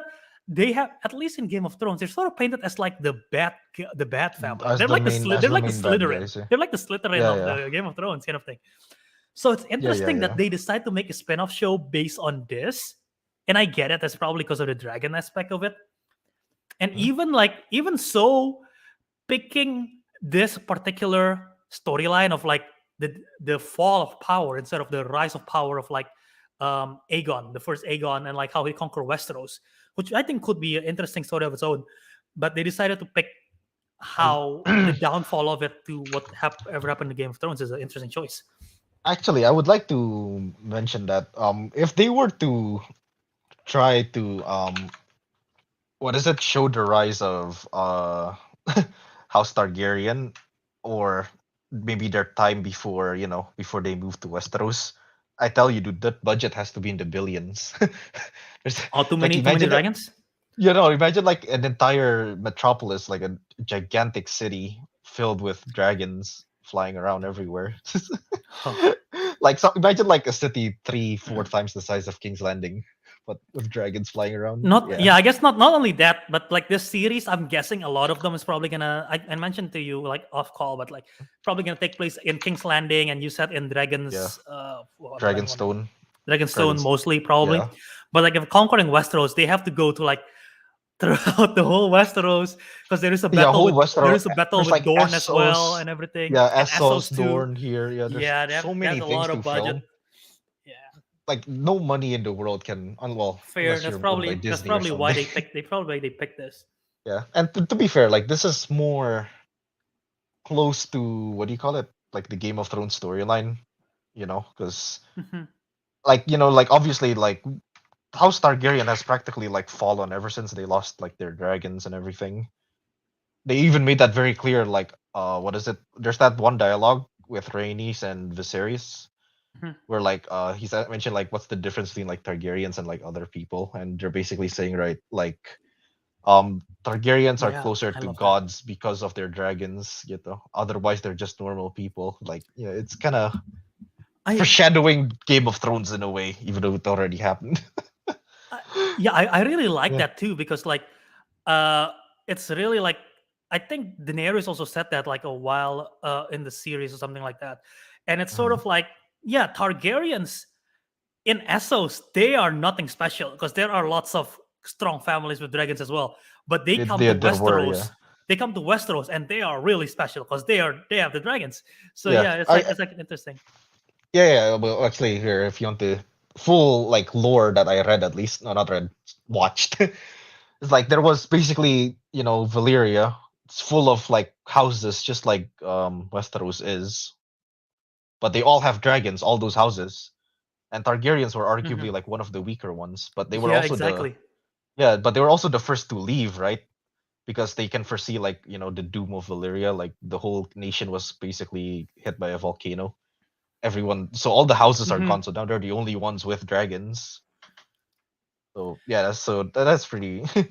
I mean, that's just a bit of lore. I don't think it was mentioned anywhere in the film, but I mean, in No, the not sorry, in in the the series. series. Yeah. Yeah, but yeah, I heard about that lore too because I looked it up.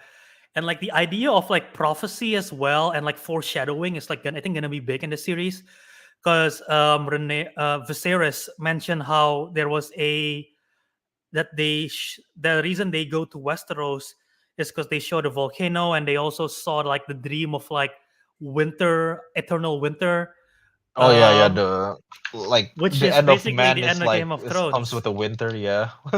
which is like the end of Game of Thrones. And in when Viserys said it, it's like there will be a Targaryen on the throne when that happened. And well, not Well, really, because the more Targaryen. like more like a wolf on a wheelchair, but yeah, yeah, but like it's sort of the idea of like, oh, are you gonna fully believe everything that was said, or like sort of thing? And like, I think that's gonna be their downfall or whatever, like their greed of like they oh, believe like, oh yeah, oh they we're destined oh for this, yeah, we're yeah. gonna be Actually, wait, great, yeah, and yeah. that's Now what their that you downfall mention it, is. yeah.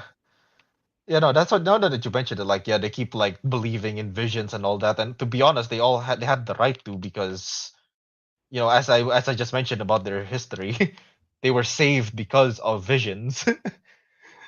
So I guess Yeah, that's why they're just like over reliant on that. And they're like thinking, surely nothing could go wrong, and then yeah, everything did went wrong, assuming how they got to where they are in Game of Thrones.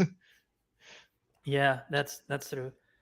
And like going back to the show again, um like the council is cool stuff. The sequence, one of the best sequence I think in this episode is because they have the contest for to celebrate the birth of the of child the of the king, of the child, which yeah, didn't and the which didn't jousting. happen, and I because I don't know anything about this. I didn't read into it. I didn't know that. I had a feeling. I had a very strong inkling of like, I think both the mother is not going to survive and the kid's not going to survive, and that's going to make the Ooh, drama, and that's what happened, right? Um, but that yeah, yeah, yeah. sequence when the jousting fight intercut with the mom giving birth, the queen giving birth, that was a very good sequence, but also very disturbing sequence. Oh, yeah. As Kate mentioned here, her screams and expressions could be felt beyond the screen. Her body language, the way it recoiled, tense up, in pain, Yeah, made it all excruciating to. Yeah, it is. Yeah, it was. because like the joust people are sort of like they're fighting for, well, at least Damon, they're fighting to get the crowd hyped up. It's like he wants like, yeah, give me that. Yeah. The other guy's like fighting as well for power. They're like sort of fighting for their life, quote unquote, but it's really more of like for showmanship. Meanwhile, in the other hand, she's literally fighting for her life giving birth. So Yeah, it's like yeah, that yeah. intercut of everything is like, I thought that was really well done. I really like Yeah, I that thought that scene. was. Yeah, I don't know why. It's just like the part where she's like, trying to give birth, and then they had to do like the C-section as well. Yeah, yeah. God, that arguably that's more brutal than the fight was in the jousting. It's like people getting their heads bashed Oh in yeah. with a hammer or axe is just like normal. But the mother giving birth, that was very hard to watch. Yeah, 100%. Ugh. But I like the portrayal of it though, like the way they shot it, how it like cuts back and forth, and also like kind of the voice like either like mutes or muffles. Well, Yeah, the sound editing in that scene. oh damn. Yeah, and also I like that sequence. We already talked about the after the talk in the after the funeral about everything, and like the funeral scene on its own is a great scene. Um, I like the foreshadowing of I like the foreshadowing of where Rhaenyra's and Alicent Hightower's friendship is gonna go, Hmm. and like how Rhaenyra has both tendency of like Arya and Sansa in her, because she's sort of like, well, I don't want to be a queen, I want to be fighting, Yeah, or yeah, like I want she to be wants to riding do her own dragon. thing, kind of. Yeah, Yeah. yeah. My guess is um that she is kind of like the Arya of the show, maybe. I'm not so sure actually. probably. I Well, mean, most yeah. likely as of right now. And like that scene in the by the tree when they're like when they're talking, I thought that was a good scene as well between the two friends. And like also Yeah. I didn't notice until I look it up after the show. But the were you aware before I told you? Were you aware that there was going to be like two different time periods? There was going to be a time jump, and they have two different actors Yeah, for no, no, Alison no. Hightower and Renera. Yeah, no, you told me that. Yeah, I wasn't made aware of that. I was. I guess it's kind of interesting to see where it goes. But Right, especially because they only have shot season one, and yeah. so it's confirmed that there are going to be. I don't know if going to be if there's going to be a jump back and forth between like the. I'm guessing. Mhm. Well, I'm just gonna call this. I'm just gonna call what we saw here the past, and what the present is gonna be. I don't know if there's going to be a jump back and forth, or if it's just gonna be like the first 5 episodes is like this It's- timeline, and the next five is gonna be the time jump. I don't know what's the case there. Yeah. No, my guess is like yeah. No, first five is like early, and then later five is, you know, late. I don't know. It just like makes the most sense, I guess, in a story point of view. Yeah, that's fair. Kind of a little bit. I'm excited to see because Olivia Cook is a great actor. I've never seen Emma Darcy, Mhm. um, but I'm liking the portrayal of Alison Hightower and Rhaenyra Targaryen, the young version by Millie Alcock and Emily Carey. I thought they did a solid job, but I guess the time jump Yeah. is sort of necessary, especially with the way it's going, especially for Allison's arc, because we already see at the end of the first episode of her father literally telling her, "Hey, put on your mother's dress, go comfort the king." That is that is very unsettling. Like literally, That the is. father literally pimping out his own daughter. He's It's really got his own daughter. Yeah. literally right. That's like kind Yeah. of disturbing, but that's sort of the politics of the time, I guess. And like, It was how it was back then. yeah. And I'm curious to see what the commentary is gonna be because, like, again, that will in a modern series that's like not something that people is probably gonna tackle, but because of the time period, and they're probably gonna have commentary of it and like what the morale of it is gonna be. So I'm interested to see how Mhm. that's gonna go. But yeah, again, that time jump is probably necessary because or not is gonna be very uncomfortable seeing how old the younger Alison Hightower is. Like I don't know, I don't think they mentioned their age, but like she's very young, and Paddy Considine King Viserys is like old, so it's gonna be very Oh yeah, yeah, uncomfortable. yeah. So I think the time jump is probably necessary for that. Yeah, no, surely. Wait, did they And mention that how far the time jump was, or is it just, or you can't find anything on top of that? I don't know if they mentioned. I don't recall. I don't think they mentioned in the show or in the Wikipedia page or whatever. But yeah, I mean, there's Mhm. definitely gonna be time jump. And again, I know you mentioned you sort of know what's gonna happen because you read into it. I still don't know what's gonna happen. Like I know Yeah, it's gonna be the downfall.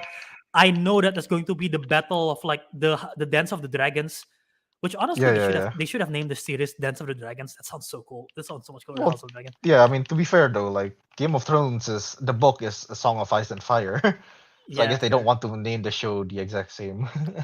fair. Uh, but yeah, I think there's gonna be like the Targaryen War of Succession, which is like leads to the downfall, right? So like I know Yeah, what yeah, the yeah. eventual end game of the series is. I just don't know how it's gonna go. Um, but where was I going with it? Oh, uh, And yeah. the fact that Targaryens have a history with like incest and everything, Mm. and that scene with Prince Daemon and the necklace that he gave to Rhaenyra, I don't know if that's anything more than just an uncle niece relationship or if it's gonna go to something more that I don't know if I feel comfortable with. Were you feeling a bit uncomfortable? Like, hmm.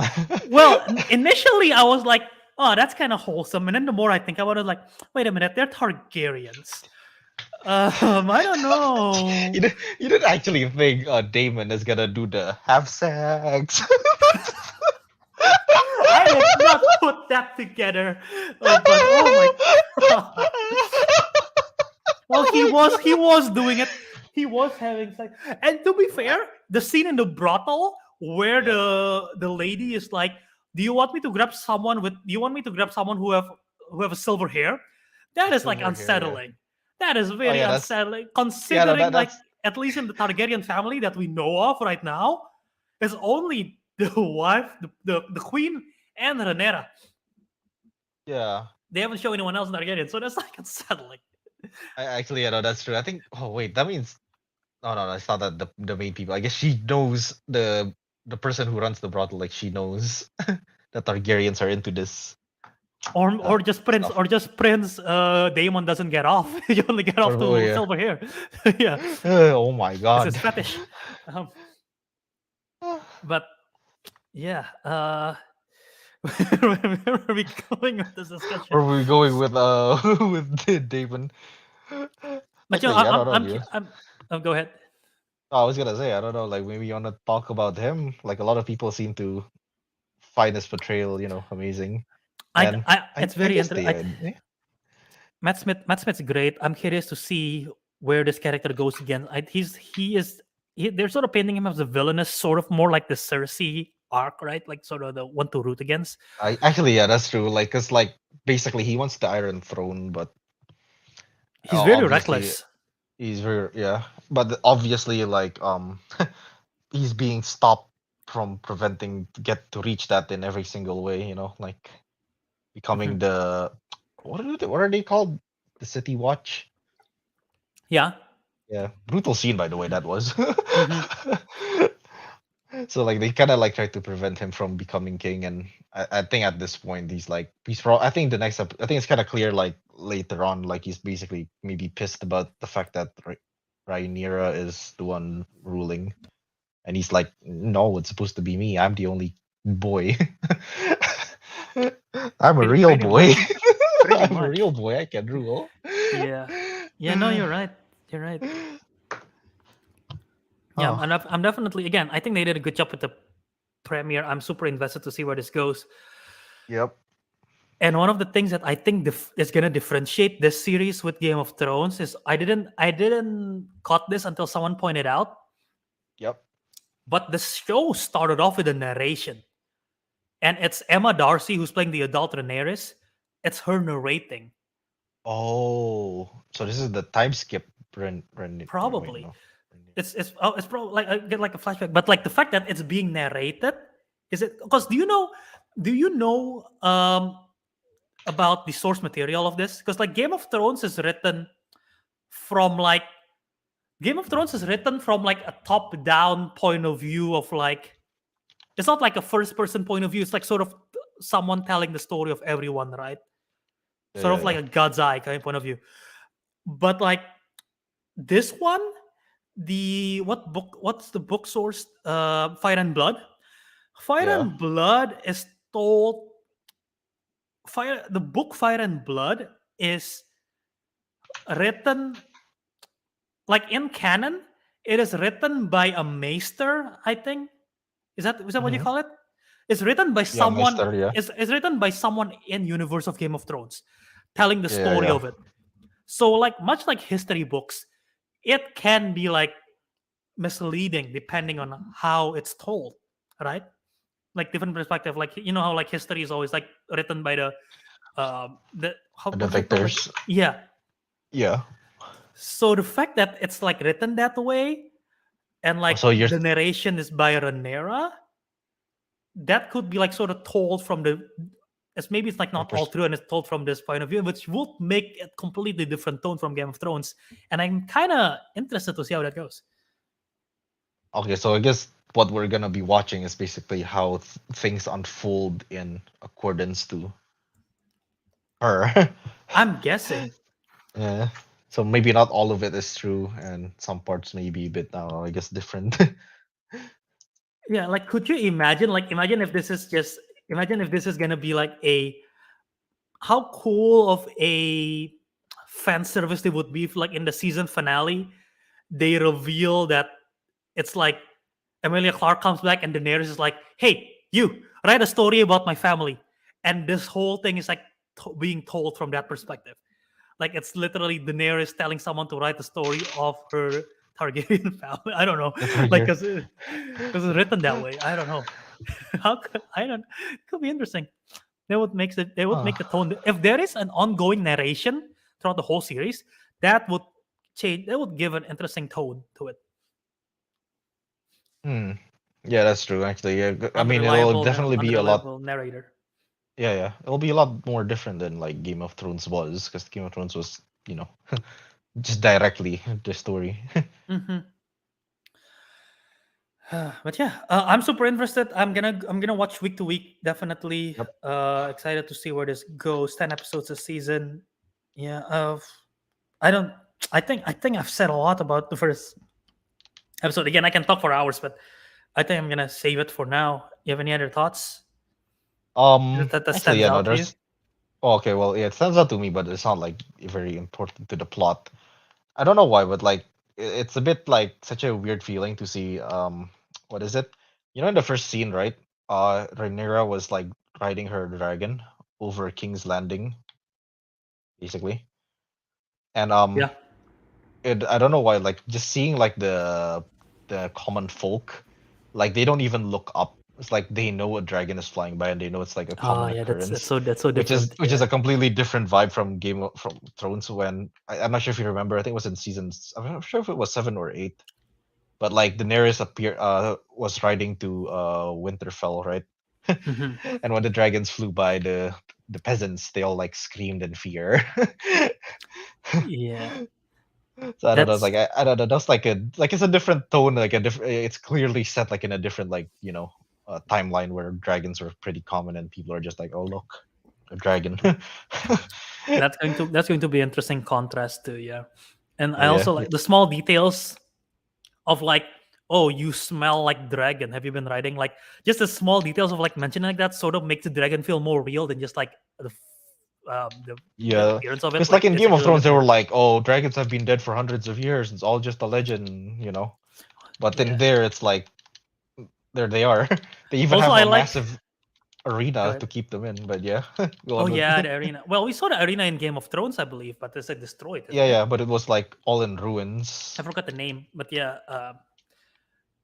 No, it's cool. And they also have saddles on the dragon, which Yeah, yeah. Daenerys never uses saddles, so she's holding on for dear life the whole time on the dragon. I forgot what's the name of the dragon? Is that Drogon. Drogon? That's right. I was thinking Yeah, yeah. Viserion, and that was a different one. Um, Oh, that's the one that died that's right. Yeah, Drogon. But first. she's just holding for dear life. But this time we have a saddle. That's cool how it goes. Um, Yeah. and yeah, last thing before we move on, unless you have anything else to say. Uh, actually, I want to know what do you want to say. Is there something else? No, I I was have just, I one was more just, I thing was to just, I was say. just, I was just about to joke.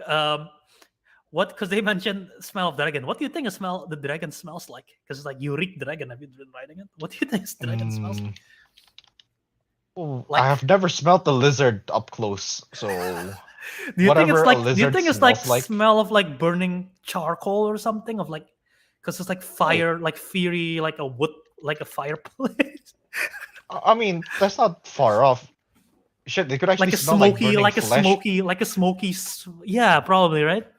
It probably smells like burning flesh, but not in a barbecue kind of sense, but in a very disgusting kind of sense. Kind of. Because the barbecue is delicious. I don't think dragons smell delicious. Otherwise, you wouldn't say reek. Scent. I'm gonna put on my dragon smelling cologne. Oh my god, dragon perfume. Yeah, they should sell that. A lot of people's like, I'm gonna buy this. Old Spice dragon Old Spice dragon scent. dragon scent, yeah. Uh, But yeah, I still had one more thing to say. What is Go it? ahead. Like, yeah, again, because I like dragons. It's kind of the Mhm. reason why I got into the show in the first place. Mhm. Like, I like the dragons. They look kind of interesting in design. It's like it's not. They don't just. Oops. Like they don't just look like normal dragons. I think what's his name? Matt Smith's like he has his own dragon we see in the end. Like it had What's like it? What's the four. name of his dragons? Like Oh, Kalak. I forgot what the name was of the I'm gonna dragons Google it. I'm actually. gonna Google it. But like I saw Weird. this It's a dragon, weird like tough name. it looks interesting because it had like 2 pairs of wings or some shit. Yeah.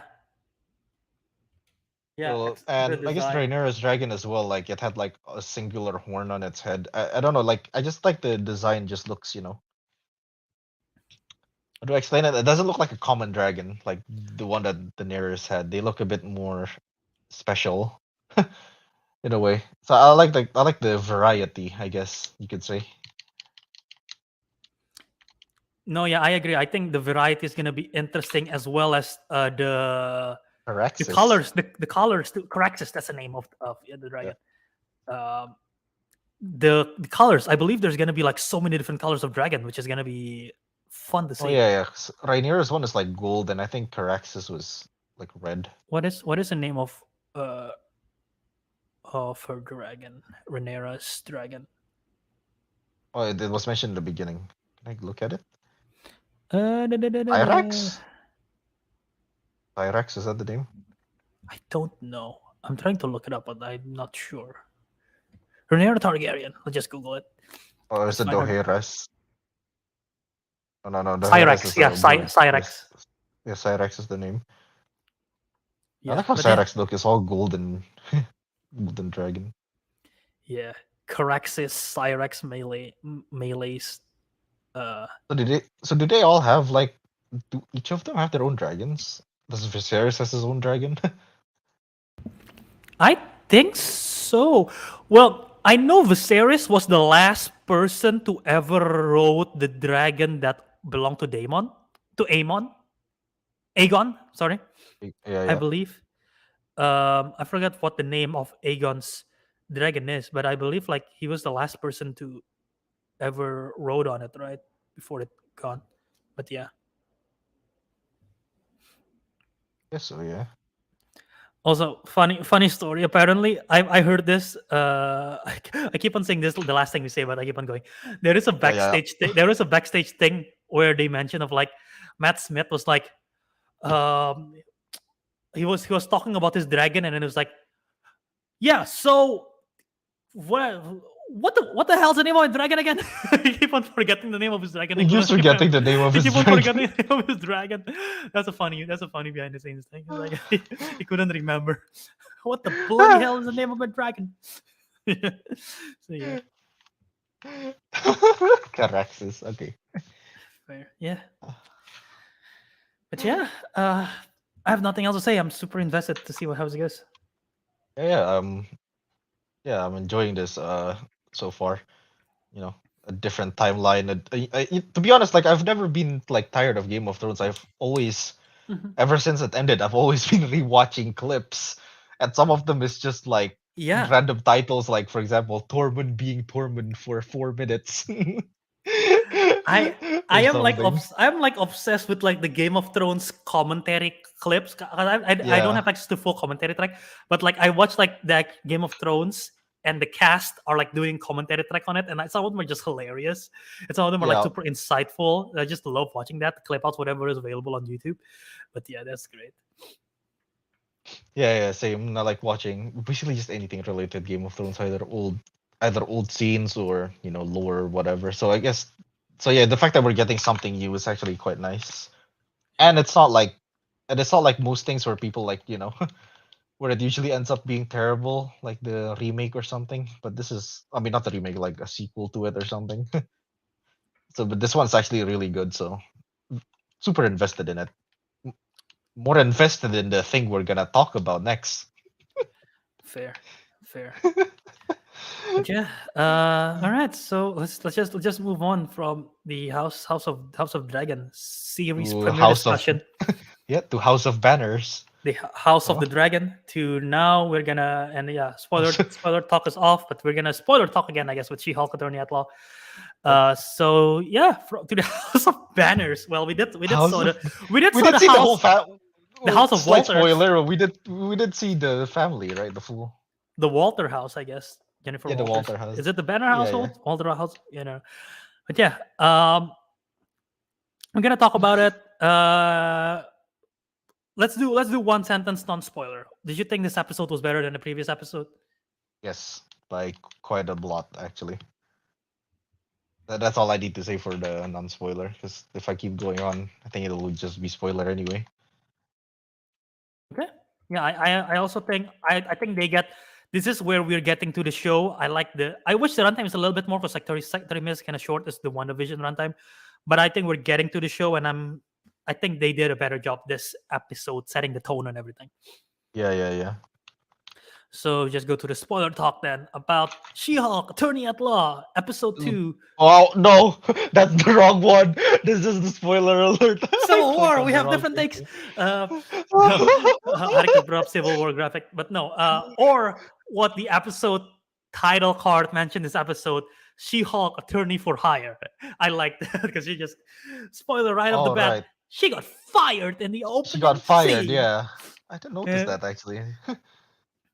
they changed it to She-Hulk, Attorney for Hire. But yeah, you want to start? Right. So I should mention I did like this episode more than the first one, and I actually should mention this. You might disagree with me here, but like the more I watch like other people's reviews of what is it, the first episode of She-Hulk, like the more I actually hate the episode. I'm like, yeah, you're right. The character is so annoying. In this Really? many aspects. Yeah. Yeah. No. I mean, so many things. She's so annoying, dude. I mean, like think about it. It's like Hulk has been through a lot. We've known that, right? Because we watched the whole movie. I mean, we've watched like Uh huh. the Uh huh. entirety of the MCU. Like he's been through a lot. So like, and he's basically knows how to keep his shit together, basically, right? Or he's learned to anyway. Uh Then huh. just like this girl who's just like, I've been mansplained a lot, so I know how to handle pain better than you. I mean, how to handle my emotions better than you. Which is So probably she comes true. across as a bitch, honestly. Like I really hate her Fair. in the beginning. Fair. But yeah, but that's yeah, but like I said, like, that's why like I didn't like the first episode that much or at all. Mm-hmm. But yeah, but that's why like the reason why I like this episode, well, like first of all, she did technically got humbled for her actions. She's fired, right? Yeah. But then also like she wasn't actually being, a bitch in this episode either. Like she was actually like, struggling with her shortcomings, and when she finally finds a job, she realized that, oh, they just want me for the for the like She-Hulk Yeah. thing. So like, it kind of like makes all sense. And also like, of course, this episode is like setting up the story and everything. Like literally she got her first job and we were immediately reintroduced to what's his name? Abomination. I forgot what his Emil actual name was. Blonsky, Emil Abomination. Yeah. Blonsky. Yeah. So basically he came back. So that was like, interesting. So like, yeah, no, I just found the whole, yeah, that's the only reason why I find the second episode much likable. It's just like she's not a bitch. She's not a bitch in this episode, and the story is going somewhere. Is basically this is what I'm trying to get at.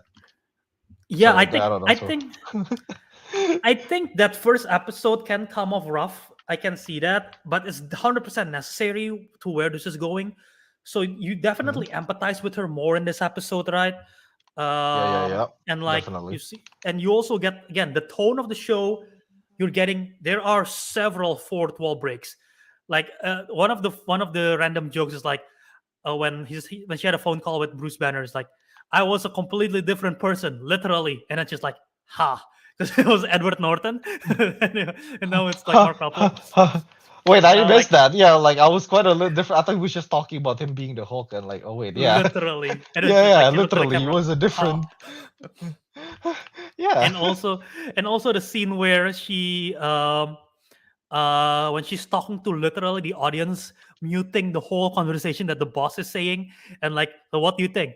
I'm agnostic, and he's just like, I'm gonna, I'm gonna be questioning, I'm gonna be worried about what I said for the rest of the year. It's like that is so funny, and like that fourth wall, like we're getting Yeah.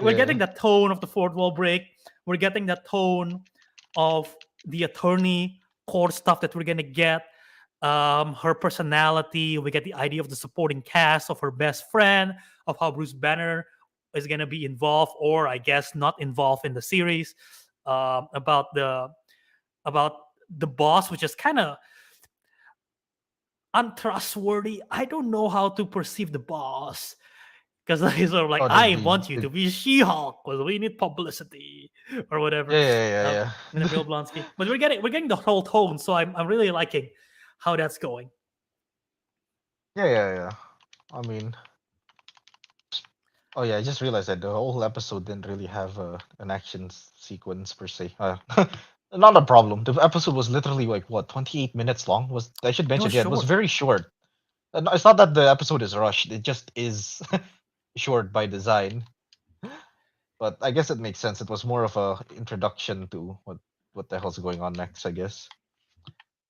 And I don't know Yeah. why. I find it kind of wholesome, when when because she was like asking about Bruce Banner, like whether it was like okay for her to like I don't know, was it? I think she was the defendant, right, for Emil Blonsky. Yeah, so she's defending the parole of Emil Blonsky, Yeah. um, and so she's asking permission from Bruce Banner about it to take the Yeah. job because that's the only that is the first job that the boss want her to take on, which is like a Yep. conflict of interest for her. But eventually, we met Emil, and yeah, go on. Yeah. And also on top of that, it's like oh, what is it?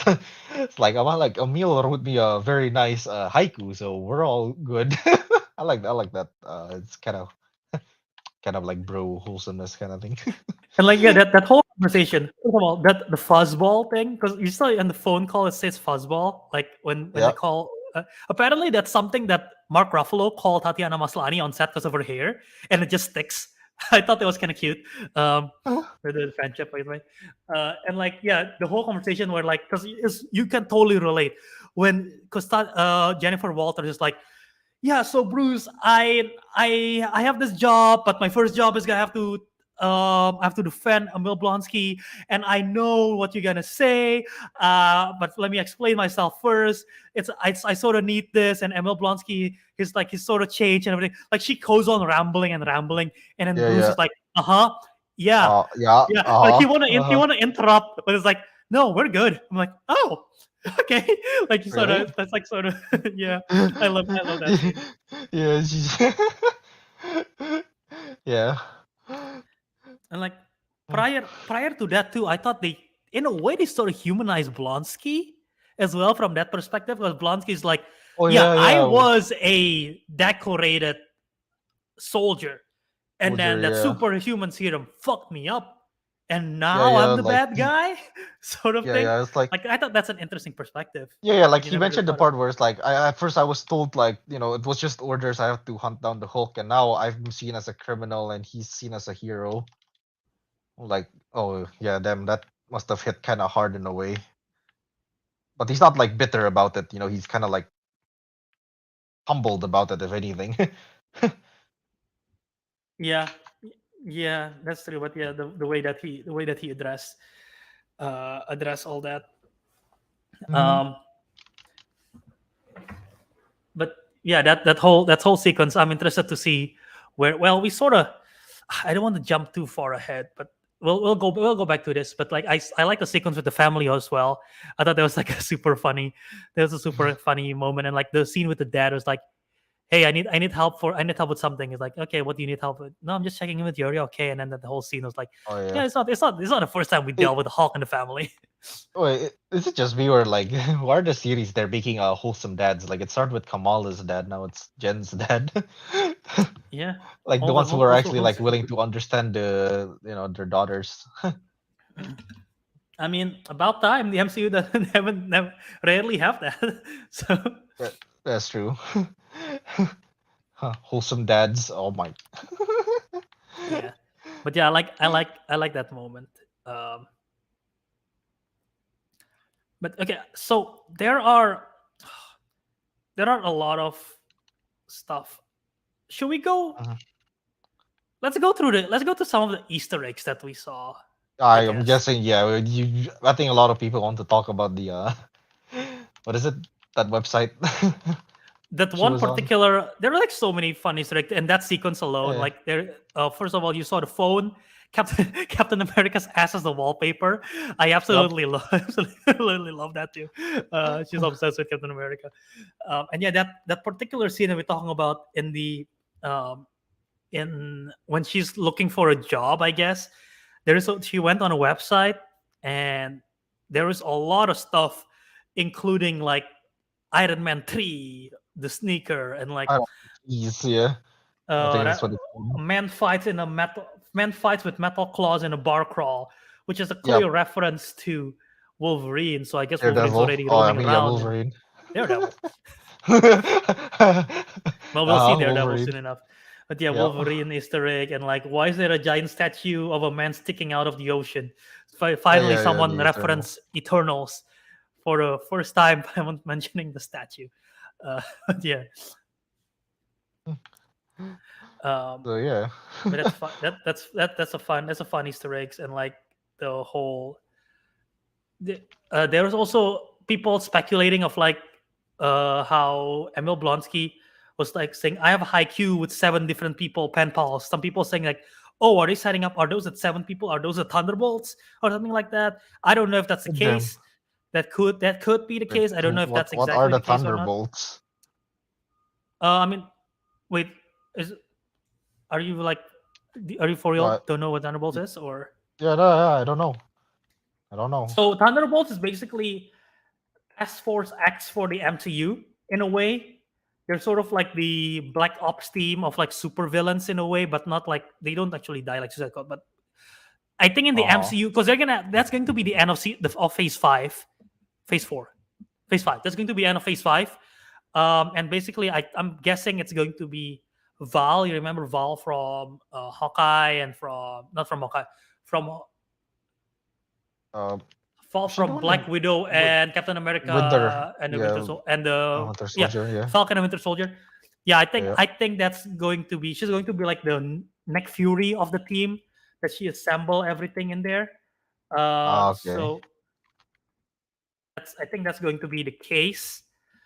But yeah, basically it's basically like a Black Ops team that they're going to assemble as like sort of the quote unquote Dark Avengers in a way, but not really. But that like I don't know if Abomination's part of it, but I know like U.S. Agent is gonna be part of it. I know Yelena is going to be part of it. Ghost is confirmed to be a part of it from Ant-Man and the Wasp. Mm, So several characters are going to be a part. Baron Zemo. So there's several right. characters that are going to be a part of that Black Ops team that we're gonna see at the end of Phase 5. That's probably gonna build up from a lot of the stuff that we're seeing. But yeah, again, I don't know if that's if Emma Blunt is teasing that or not. But if it is, it could be a fun tease. That's actually interesting. I didn't know they had their own like version of a Suicide Squad. Yeah, pretty much. Yeah, just the Black Ops. Just the Black Ops team, and it's called the Thunderbolts because of Thaddeus Thunderbolt Ross, played by William Hurt. May he rest in peace. But since he I mean the actor passed, William Hurt passed. So they cannot bring back Thunderbolt. William, what's his first name? Thaddeus Ross in the MCU again, right? So maybe they're naming Yeah. Thunderbolt in honor of him, kind of thing, or something like that. Oh, okay. Yeah. Ah, But yeah, there's that Easter egg. I like. I also like the the mention of the. Well, so it's not really an Easter egg, but it's just small jokes every now and then, where the guys like when they first started in the company, in the new law firm, and then the guy's like, here, there's some mugs and everything, and here is the map to the best place to poop in the office. I love that because I mean, if you work in an office, you sort of like the seclusion. You sort of like the seclusion if you want to do your business. Like the best toilet that's like the most secluded away from everyone else. So I thought that was a nice joke that they did there. I don't know if you can relate, Ariq, but I definitely can. So I like. no, I I like get that. it'd be like that too in my campus. Fair, and like, yeah, the whole thing is funny. And also, yeah, yeah, the mention of like, oh, do Avengers? You don't want to be superhero because like, do Avengers get do they get like benefits or anything like that? So that's always it's never really covered in the MCU if like heroes get benefits or like retirement funds or whatever. Oh yeah, yeah. To think about it, probably not, because Sam Wilson struggled to get it. right? In Falcon and the Winter Soldier, he didn't even get like the loan from the bank to get Yeah, yeah, for yeah. his That's home and true. everything. So I don't think like the Chala don't need it, like Tony Oh Stark yeah, don't no. need it, like Thor doesn't need it, but like some of the lower end Avengers, like Black Widow, probably could have benefited from that. Captain America, but Yeah, yeah, Captain probably America. Yeah. there's probably no funds for it. Even though in the comics there is a thing, there's sort of like yeah they got retirement funds, they got like benefits and blah blah blah blah, funded by Tony Stark, but it's never really established in the MCU. So That's true. maybe the show will establish that. If you think about it, maybe the show like the superhero thing, they'll probably like, hey, you know what, superhero, you will probably get this benefits. Blah, blah, blah. Maybe that's gonna be something that we get by the end of the show. Actually, yeah, no, that makes sense because, like, I guess like the whole attorney at law kind of thing will focus more on that kind of aspect that you don't really think about. Yeah, right. So that could Yeah, be yeah, that could be an interesting thing that we might tackle. Okay, let's yeah. just jump into um to the end scene, because again, she took the job. She told her boss, "Hey, I'm gonna take the job. I'm gonna do the parole officer for Emil Blonsky," and then turn Yep. on the TV. He's fighting in a ring with Wong. Wong, In basically the exact same scene from Shang-Chi. Shang-Chi, which I like that it's literally a direct like reference, like it's See, the thing is, timeline wise, oh, it makes no thinking sense. about timeline wise, it doesn't make sense. And I think someone recorded this like a while ago and released it to the press because they probably heard like Emil Blunt is going to be released and like I don't want that, so I'm going to release this like to cause issue because Oh, because okay. that takes place in the beginning of Shang-Chi, and in the post-credits of Shang-Chi, Bruce Banner still have his cast and he's still injured, and that was the Right, right. opening scene of She-Hulk. He still have the cast and is injured, Yeah, yeah, yeah. Oh. so like the timeline doesn't add up. Also, like Okay, so okay, well, it if doesn't that's the add up if. actual All right, we go on. if that's the case, that means the events of Shang-Chi is kind of long because Bruce Banner already left Earth at this point, which we'll get back to, by the way. Bruce Banner later, Yep. Hulk later left Earth on that Sakarian ship, which I don't know where he's going. Maybe go back to Sakaar to deal with some business, which is crazy. But that means that Bruce Banner was off Earth and he came back for the post-credit scene of Shang-Chi, and he break his arm. He injured his arm again because of the snap. It doesn't make sense. So I think there was like a. I hope it is a past footage because otherwise the timeline will be convoluted. Okay, you know what? Yeah, now that you mention it, like I think a past footage makes more sense with all the stuff. Like maybe it's like evidence to incriminate him further, I guess. Because Yeah, because like yeah, probably no, because like you wanna yeah, like what do you think Wong just for some reason broke him out of a facility through a portal to fight gitu? I don't think no. so. I I don't think think Wong so. found him somewhere and then eventually he got captured somewhere else down the line. It's probably what happened. Poss- Possibly. I don't know if he found him somewhere. But again, yeah, I think that's why, because we know Wong is going to be in the series. That's probably why he's probably like, hey, yeah, that didn't happen. That's a fake footage or something. I don't know. Wait, It's gonna be part of actually, it. I thought he did appear I thought he will appear in the series. I don't No, remember seeing it. that's what I'm saying. He's in the Oh, trailer, right there. so he's gonna He's in appear in trailer, the yeah. series. So probably he's like he wanna clear things up. Maybe what if Wong is part of a court testimony? What if it's like a courtroom scene of like, all right, my next evidence to prove that Emil Blonsky was not out. I got Wong who's in the footage. He is fighting, and then Wong is like, "Yep, no, that was like a few months ago. I decided to make some money fighting or something like that." Like she needs Wong to testify that that was an actual like live footage that was like from some time ago. Maybe that's what's Mhm. gonna happen. I don't know. I actually though, I mean that technically we're just predicting the next episode at this point with that with that in mind. Probably. Yeah. Um, and yeah, I mean, if I were to guess, next episode we're gonna probably again, if this is like a leak footage, we're probably gonna find out that this is a leak footage from someone. Someone's not happy. Maybe it's even GL. What's the name of the law firm she worked for prior to this? GLH and K. What is it? What's it called? The law firm that you worked for The prior law to. firm. Sure. Yeah, yeah.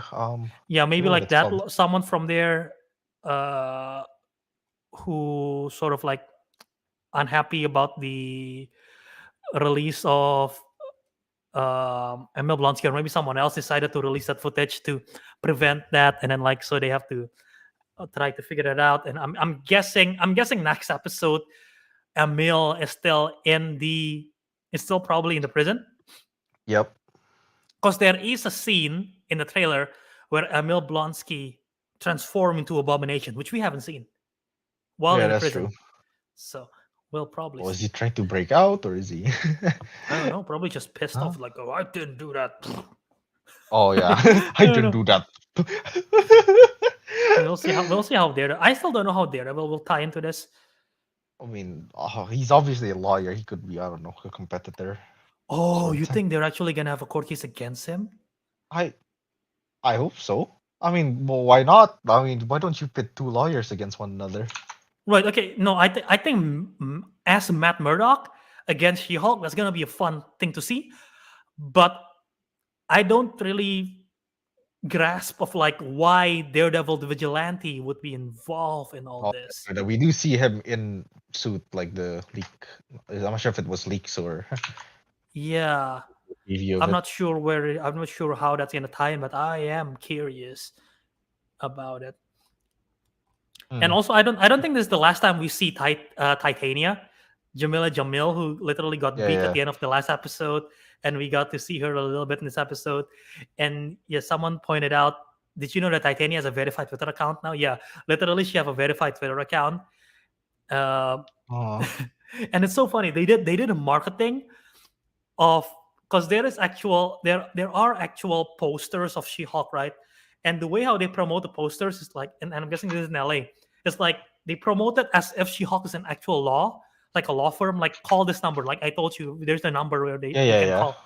They have Yeah, those you did it. posters like, call this number.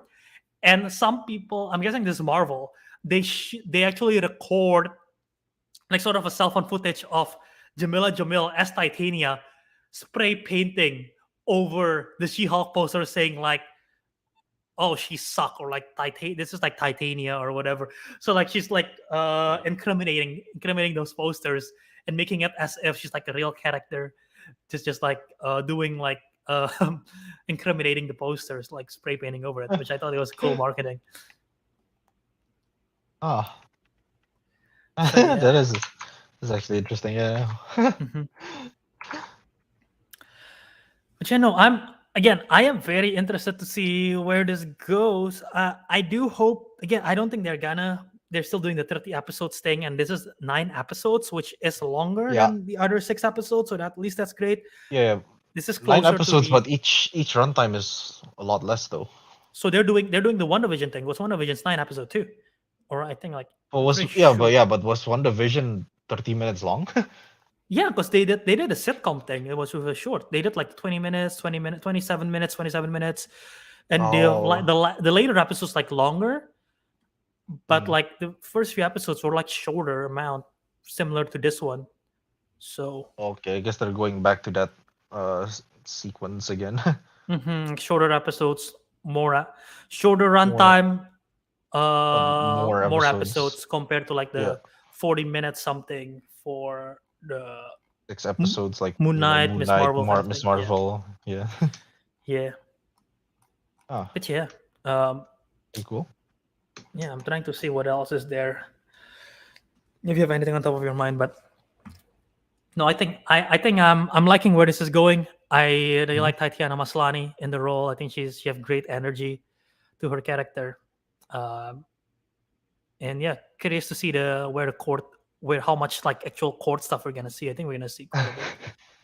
Actually, yeah, no, I actually want to add this. Like, I'm feeling kind of bad for She-Hulk, like this whole series now, because as I already mentioned, right, I didn't really enjoy the first episode. Hmm. And here's the thing, it's not exactly an unpopular opinion. It's actually a very popular opinion. I think a lot of people, I've seen so many like big YouTubers, reviewer kayak gitu, and those types of people. Okay, They are all just hating on like the first episode of She-Hulk. So that's the fair. chances are of them probably not picking up a second episode and their viewers not picking up the second episode.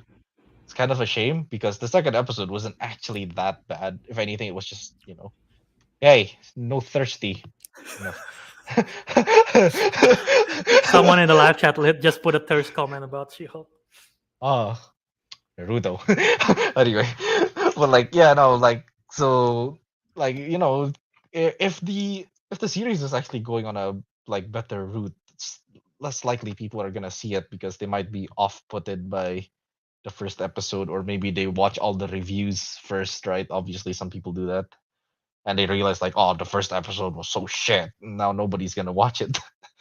I don't know. Like, I have a feeling it's just a lot of people are not gonna pick this up, which might end up being a shame because who knows that there could be a lot of things that happen here. At least, we're gonna see a lot of characters. Like, we're gonna see Wong, we're gonna see Daredevil, we're gonna see Abomination himself, not just Emil. So I don't know. Albert, you're muted. If anything, I think that's what probably gonna hook people back. Like the fact that people's gonna be like, "Oh my god, did you see that episode with Daredevil?" I'm like, "No, I guess I have to see it now." Oh my god, Wong is in the show. Wow, okay, I gotta check it out. Everyone loves Wong. No one hates Wong. Let's be honest. Oh yeah, everybody So loves him. probably, if Everybody loves anything, him. that might bring people back to it. So we'll see. Hopefully that's the case. Hopefully, it's enough to bring people back. But sometimes, people are just like, "Oh, the first episode was shit. I'm not gonna watch it." It's a common thing, It's common with not just like this show. It's just like any show, really. Yeah. Yeah, like this, the fact that this and Miss Marvel, the two shows that have female leads in the MCU, and not, and like, I'm discounting WandaVision and Hawkeye because yes, they have female leads, but it's also like there's Paul Bettany and Jeremy Renner and everything too. But like Miss Marvel and She-Hulk, they're the one who got like audience bomb on IMDb even before the show started, which is kind of disappointing. It's Like not from the fair. yeah, it's very I don't it's awful, but yeah, Yeah. the fact that that's a thing. But yeah, hopefully it gets the actual again. Like if it's a bad show, then we'll criticize it for being a bad show, but not because of Yeah. just the fact that Yeah, we not just hate the yeah, not concept. because like this hasn't been Mhm. out yet, and people are just like, nah, it's bad. They're doing it just for clickbaits and just for some YouTuber do it for clickbaits and like it's annoying. Yeah, But yeah. yeah, anyway, back to the show itself. I mean, again, I'm interested to see where it goes.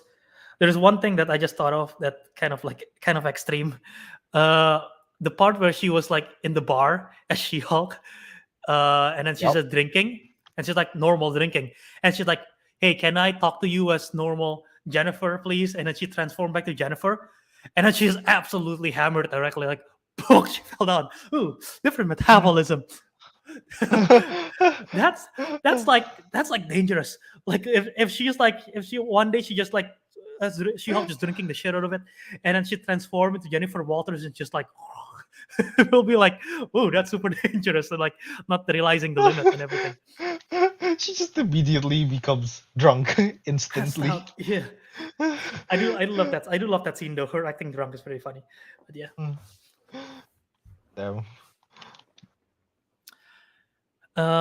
Okay, is there anything else that you wanna mention? Speculation going forward? Mention about the show that we missed, about the episode. Speculation. Oh, I think we get to see Wong next episode. I You think think Wong so? will come out before Daredevil.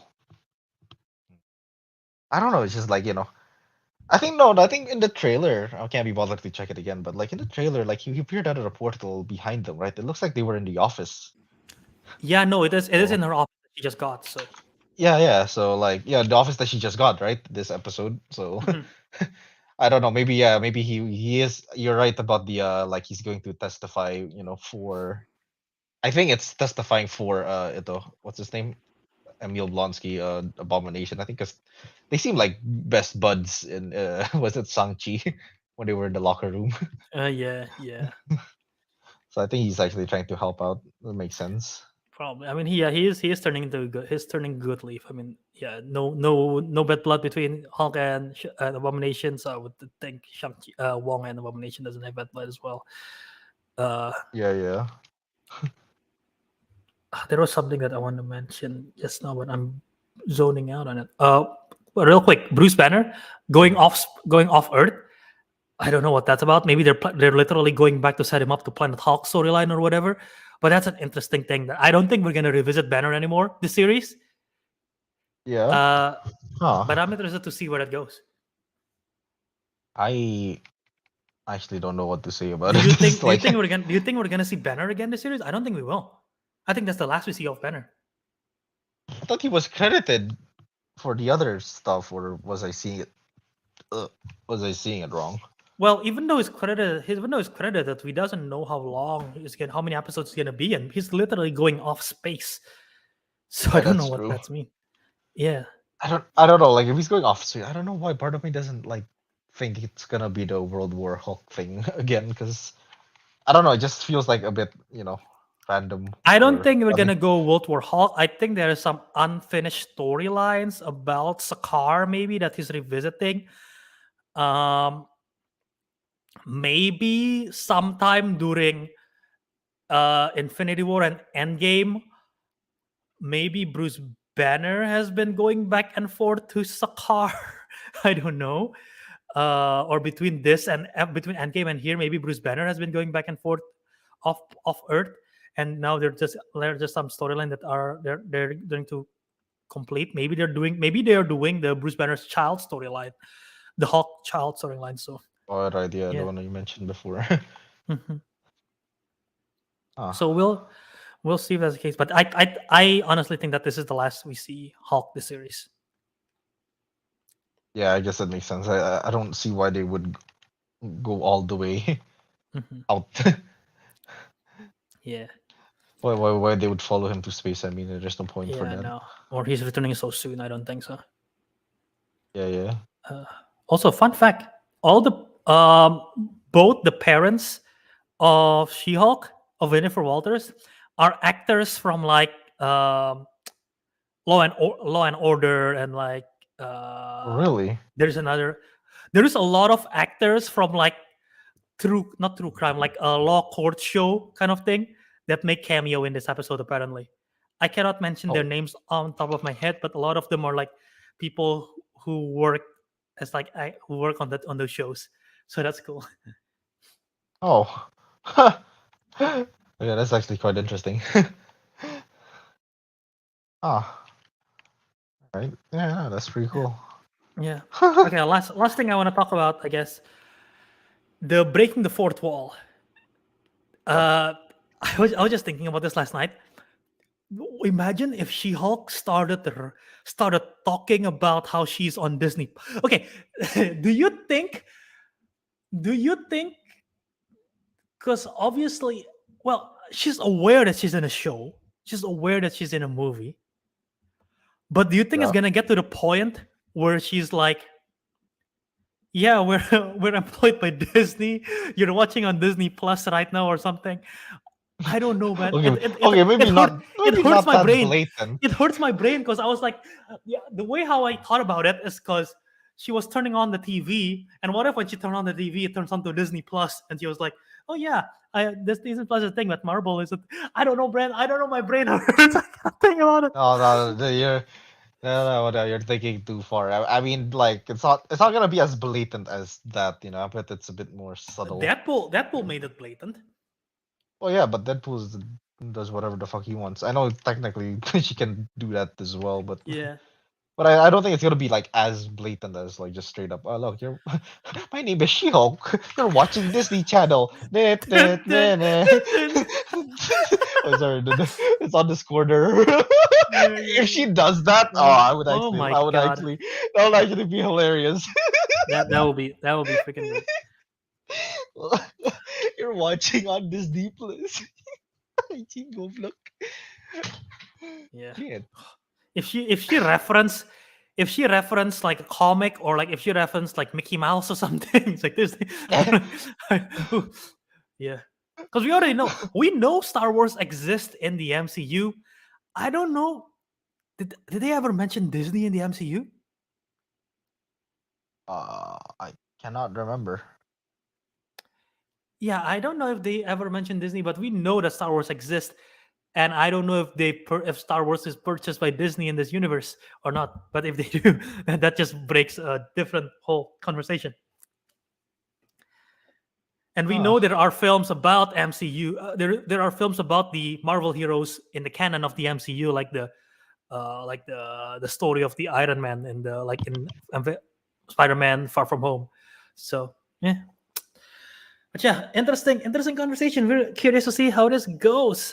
Um, but yeah, I have no more thoughts. I think that sums up my thoughts about this episode. Talk about a lot of it. You're muted. If you're speaking. I forgot I was teasing. Yeah. Yeah, no, I have nothing else to add to it. I mean, it wasn't a very long episode, apart from like No. Yeah. bits here and there. But I yeah, think. no, you know what? I'm liking the direction of it, honestly. Such a shame that the first episode was probably got Yeah. off on a lot of people's like wrong foot, and they might not Yeah. pick it up again. But we'll see what happens. You watched with Teguh, right? Did he enjoy it? Did he Yeah, he seem like said a he likes favorite it. more? Yeah, he said he enjoyed it more than the first episode as well, because he likes, because basically of all the points we mentioned, like how we're getting to see where the story goes and all that kind of stuff. Yeah. Fair. Fair. Oh, one last thing. I like the Silence of the Labs reference when like, oh, is he gonna put fava beans? And like, ma'am, this is this is a prison. Yep, sorry. Uh, Oh, and that all. I did not understand that Oh, reference. that's a iconic quote by Hannibal Lecter from Silence of the Lambs of like he ate someone with fava beans and everything. So he made that reference. Uh, Oh, okay, that makes sense. also, I like the watercolor sketch paint on the credits. I've been Miss It's Marvel did just this in a way, and they yeah, also yeah, did it's this. like Like it's it looks really cool. it does look decent, yeah, but I don't know why it just doesn't fit as much in my opinion. Like I don't know, like in Miss Marvel it makes sense, teenagers, they're known to make a mess, draw arts, whatever. But like for a lawyer show, it Well, didn't really it doesn't seem to fit fair. as well, Fair. comparatively The speaking. only connection I can think of, and maybe this is a stretch, in court cases, sometimes they have to draw the stuff. Like there's someone in charge who's like drawing stuff, right, for the court Yeah, trials. yeah, yeah. So maybe there's that. Yeah. No, Yeah. I get it. But Uh, what is the post-credit scene of this episode?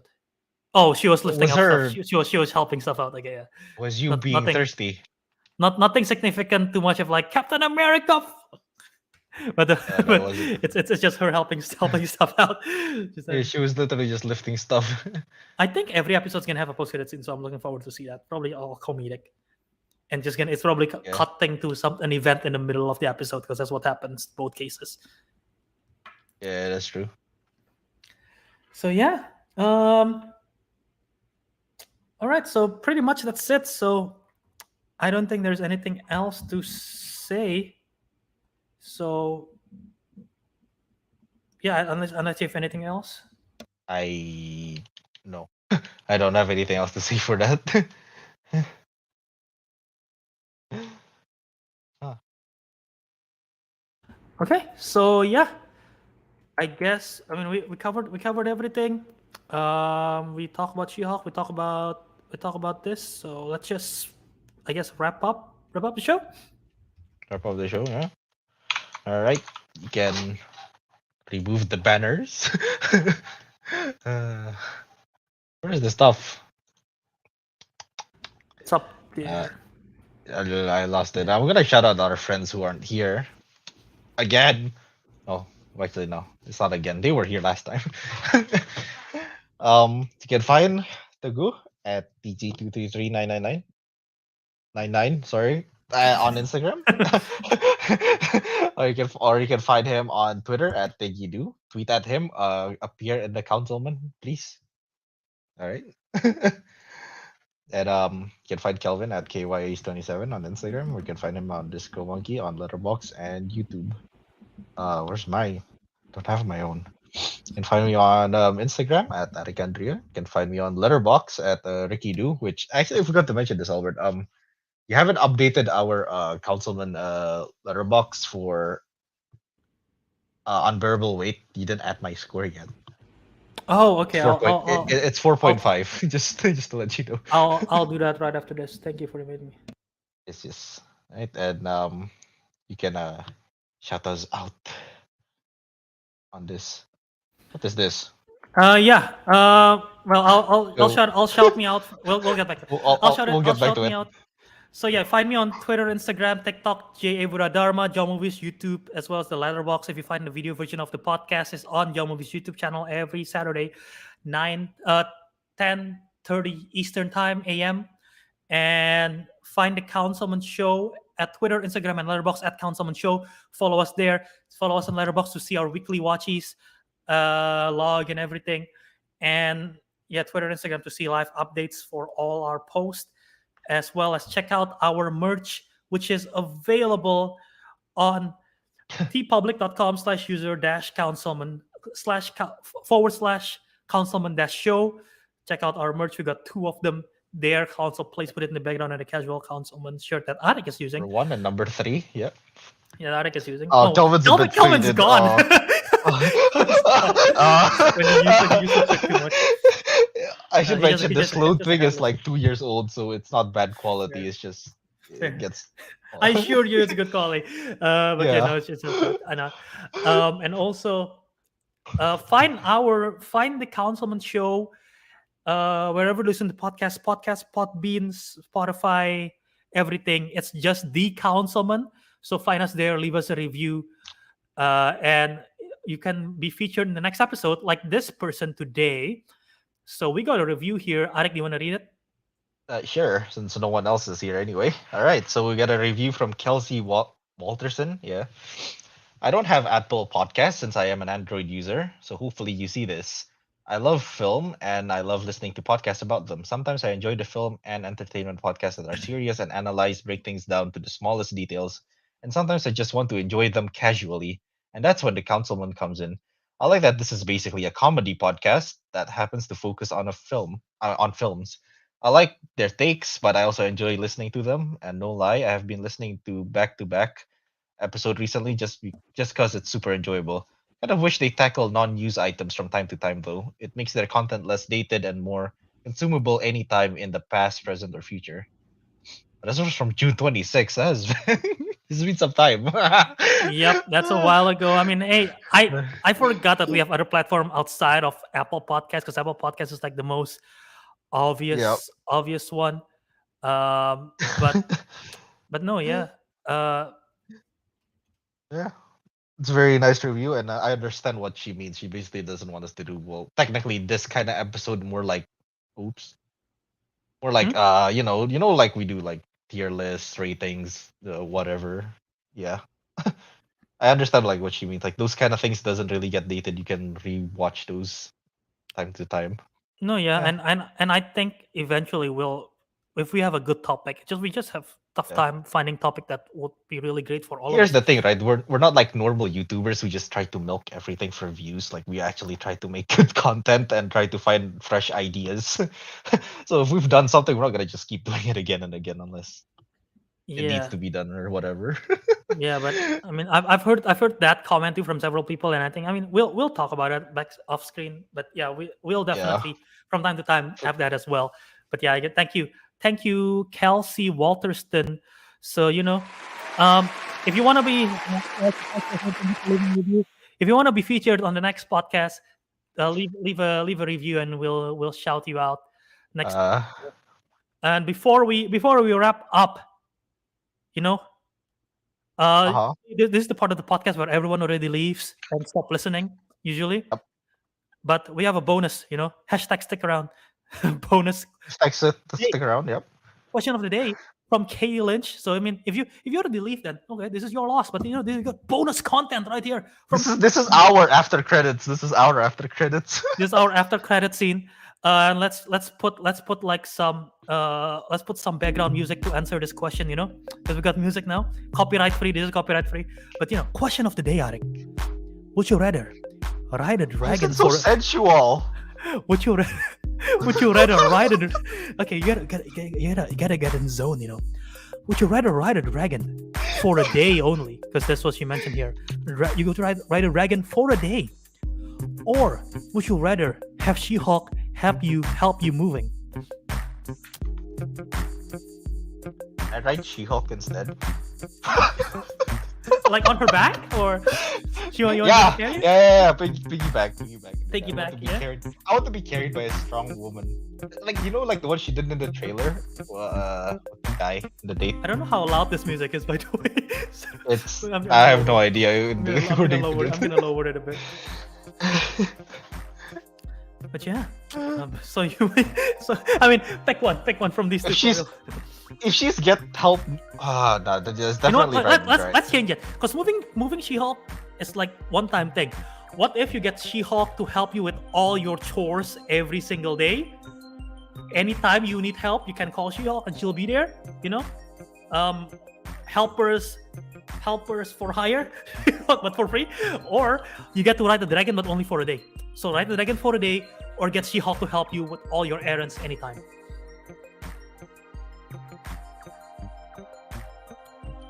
I don't know if this music is helping. Let's get something more intense music. It's not intense at all. I don't know what's going on. That doesn't make sense. This doesn't make sense. Let's go back to the original music. Answer. No.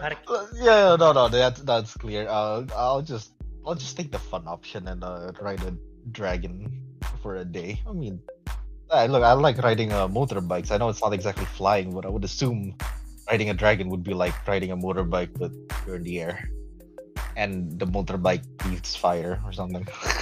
Fair. Me too. Probably like once in a lifetime opportunity to get to ride the dragon. Yeah. As long as I don't fall off the dragon, I think I'll take that over getting help. Like honestly, getting help by She-Hulk is nice, but honestly, it would be the harder choice if it's like date She-Hulk for a day or ride a dragon. Oh, okay. If that's the case, what would you do?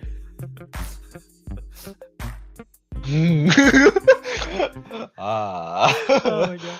Well, I guess we'll have to find out next episode. We'll have to find out. Ariq thinks about it. But no, thank you. I will actually answer this next episode. I'll just have to remember. But that is the hashtag. Stick around. Again, thank you everyone for watching this episode for the Councilmen Show. Hopefully you guys enjoy it. Again, leave us a review and make sure to stick around next time. But yeah, Ariq, take it away. Yes.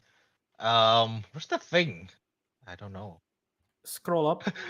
Oh, wait. All right, there it is. All right, and the councilman has spoken, and we'll see you on the next episode. Peace out, citizens. Is that what we call